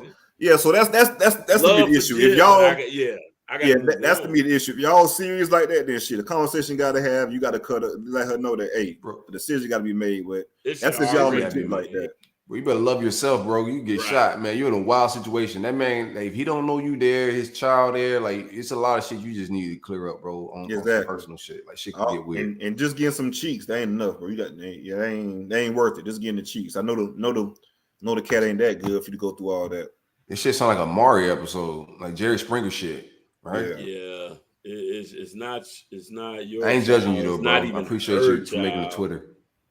Yeah, it's not her child. It's not your child. Like, bro, it's what are y'all doing? You gotta just draw. That's a line wild somewhere. situation. Where's the line? Where's the line? There ain't no line. Yeah, clearly. Well, it is. He just saying it. All right, we out of here, man. What's next? That's it. So yeah, that's it, man. Draw the line, free yourself, man. And find your own happiness, bro. That's real, man. All right, bro. Just for you getting in cheeks, man. Don't mean you got to put up all kind of fuckery to go along with it. Nah. There's some more cheeks out. Yeah, right. There's some more cheeks out there with less of a headache. I mean, sometimes you get lost in the buns, man. You need somebody to snap you out of it, dog. You can definitely get lost in the buns, no lie. That's a true statement. He questioned himself. Am I a simp? Like, bro, you know. When you question yourself, you kind of you know what's up. Yeah. I really honestly forgot at the early part of the question that it's not even her kid, bro. Yeah, you're a simp, dog. Like it can't. It's got to be her kid, dog. It can't be. For the conversation to even start, bro, it got to be her kid. Like, who this Jit? Yeah. Oh, is your Jit? It ain't your Jit? It's not even. Is it hers? No. Wait, what? Like, what are we talking about then? Well, you got to call me when you're not babysitting because I can't be over here like this. Nah, this energy's negative and I don't need it attaching to me. No doubt. I might do some sucker shit when I leave here. But, yeah. Exit out of that situation. What y'all boys learning today? Oh, god damn, motherfucker. I had it too. I had it like 12 seconds ago. I don't like this segment of the show. We're gonna exit this shit. I'll be drinking, bro. I gotta start writing my shit down. Yeah, fuck that, bro. Kiss be too big, man. I told you I don't. How did you do this shit? I used to write my notes, but I wasn't on the driver's seat either. I was able to vibe. Yeah, that's right. Yeah. And I just had it like 10 minutes ago. I really did, and I was like, write it down. Yeah, we're gonna kill that shit. We'll come with something else. We're gonna remind you. I like it, man. We just gotta remind each other, man. Beginning of the day. Yeah, for sure. Yeah, let's keep it. Remind you to tell yourself. Nah, we're doing a pre-show. Like pre-show, we just gotta send each other a reminder, bro. Y'all getting some behind the scenes talk. We just talking a little bit. Pre-show, we'll tell each other. I do got the exit song too, man. Oh yeah. Whenever we ready. But I do want to remind the people too. Any artists that's listening, we talked about it last show. I want to say it again. Any artists listening, we're having a little Patreon style competition for artists to make a song for our intro or make an intro. It ain't gotta be a full-fledged song. It can just be, intro-ish long bars for intro. We don't need a full-fledged shit, but if you got that type of energy, then cool. We'll bring you on and talk about your intro, your music, your platform, everything you got going on our Patreon. Kick it a little bit. I had a few artists already hit me up saying they're gonna participate. So if you're an artist, you listening, hit us up. Y'all know the vibes around here. Now I remember what I learned. What you learn? I learned that Florida State had a coach worthy of being poached by Georgia. That's what I learned. Because I wasn't that familiar with your guy. You knew, you just didn't want to listen to it. You knew. No, I really didn't until you just want to believe it. You might have gassed, cuz.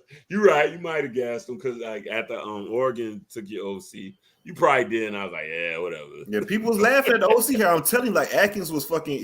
I remember that now. Highly coveted. Yeah, I do remember that now. So yeah, in retrospect, I remember it now. But yeah, I didn't know necessarily he was Georgia level poach worthy. So that's what I learned. That was actually. And the crazy thing about like they I guess people realize how he's young. He's young, active, energetic. He's a go getter. That type of deal.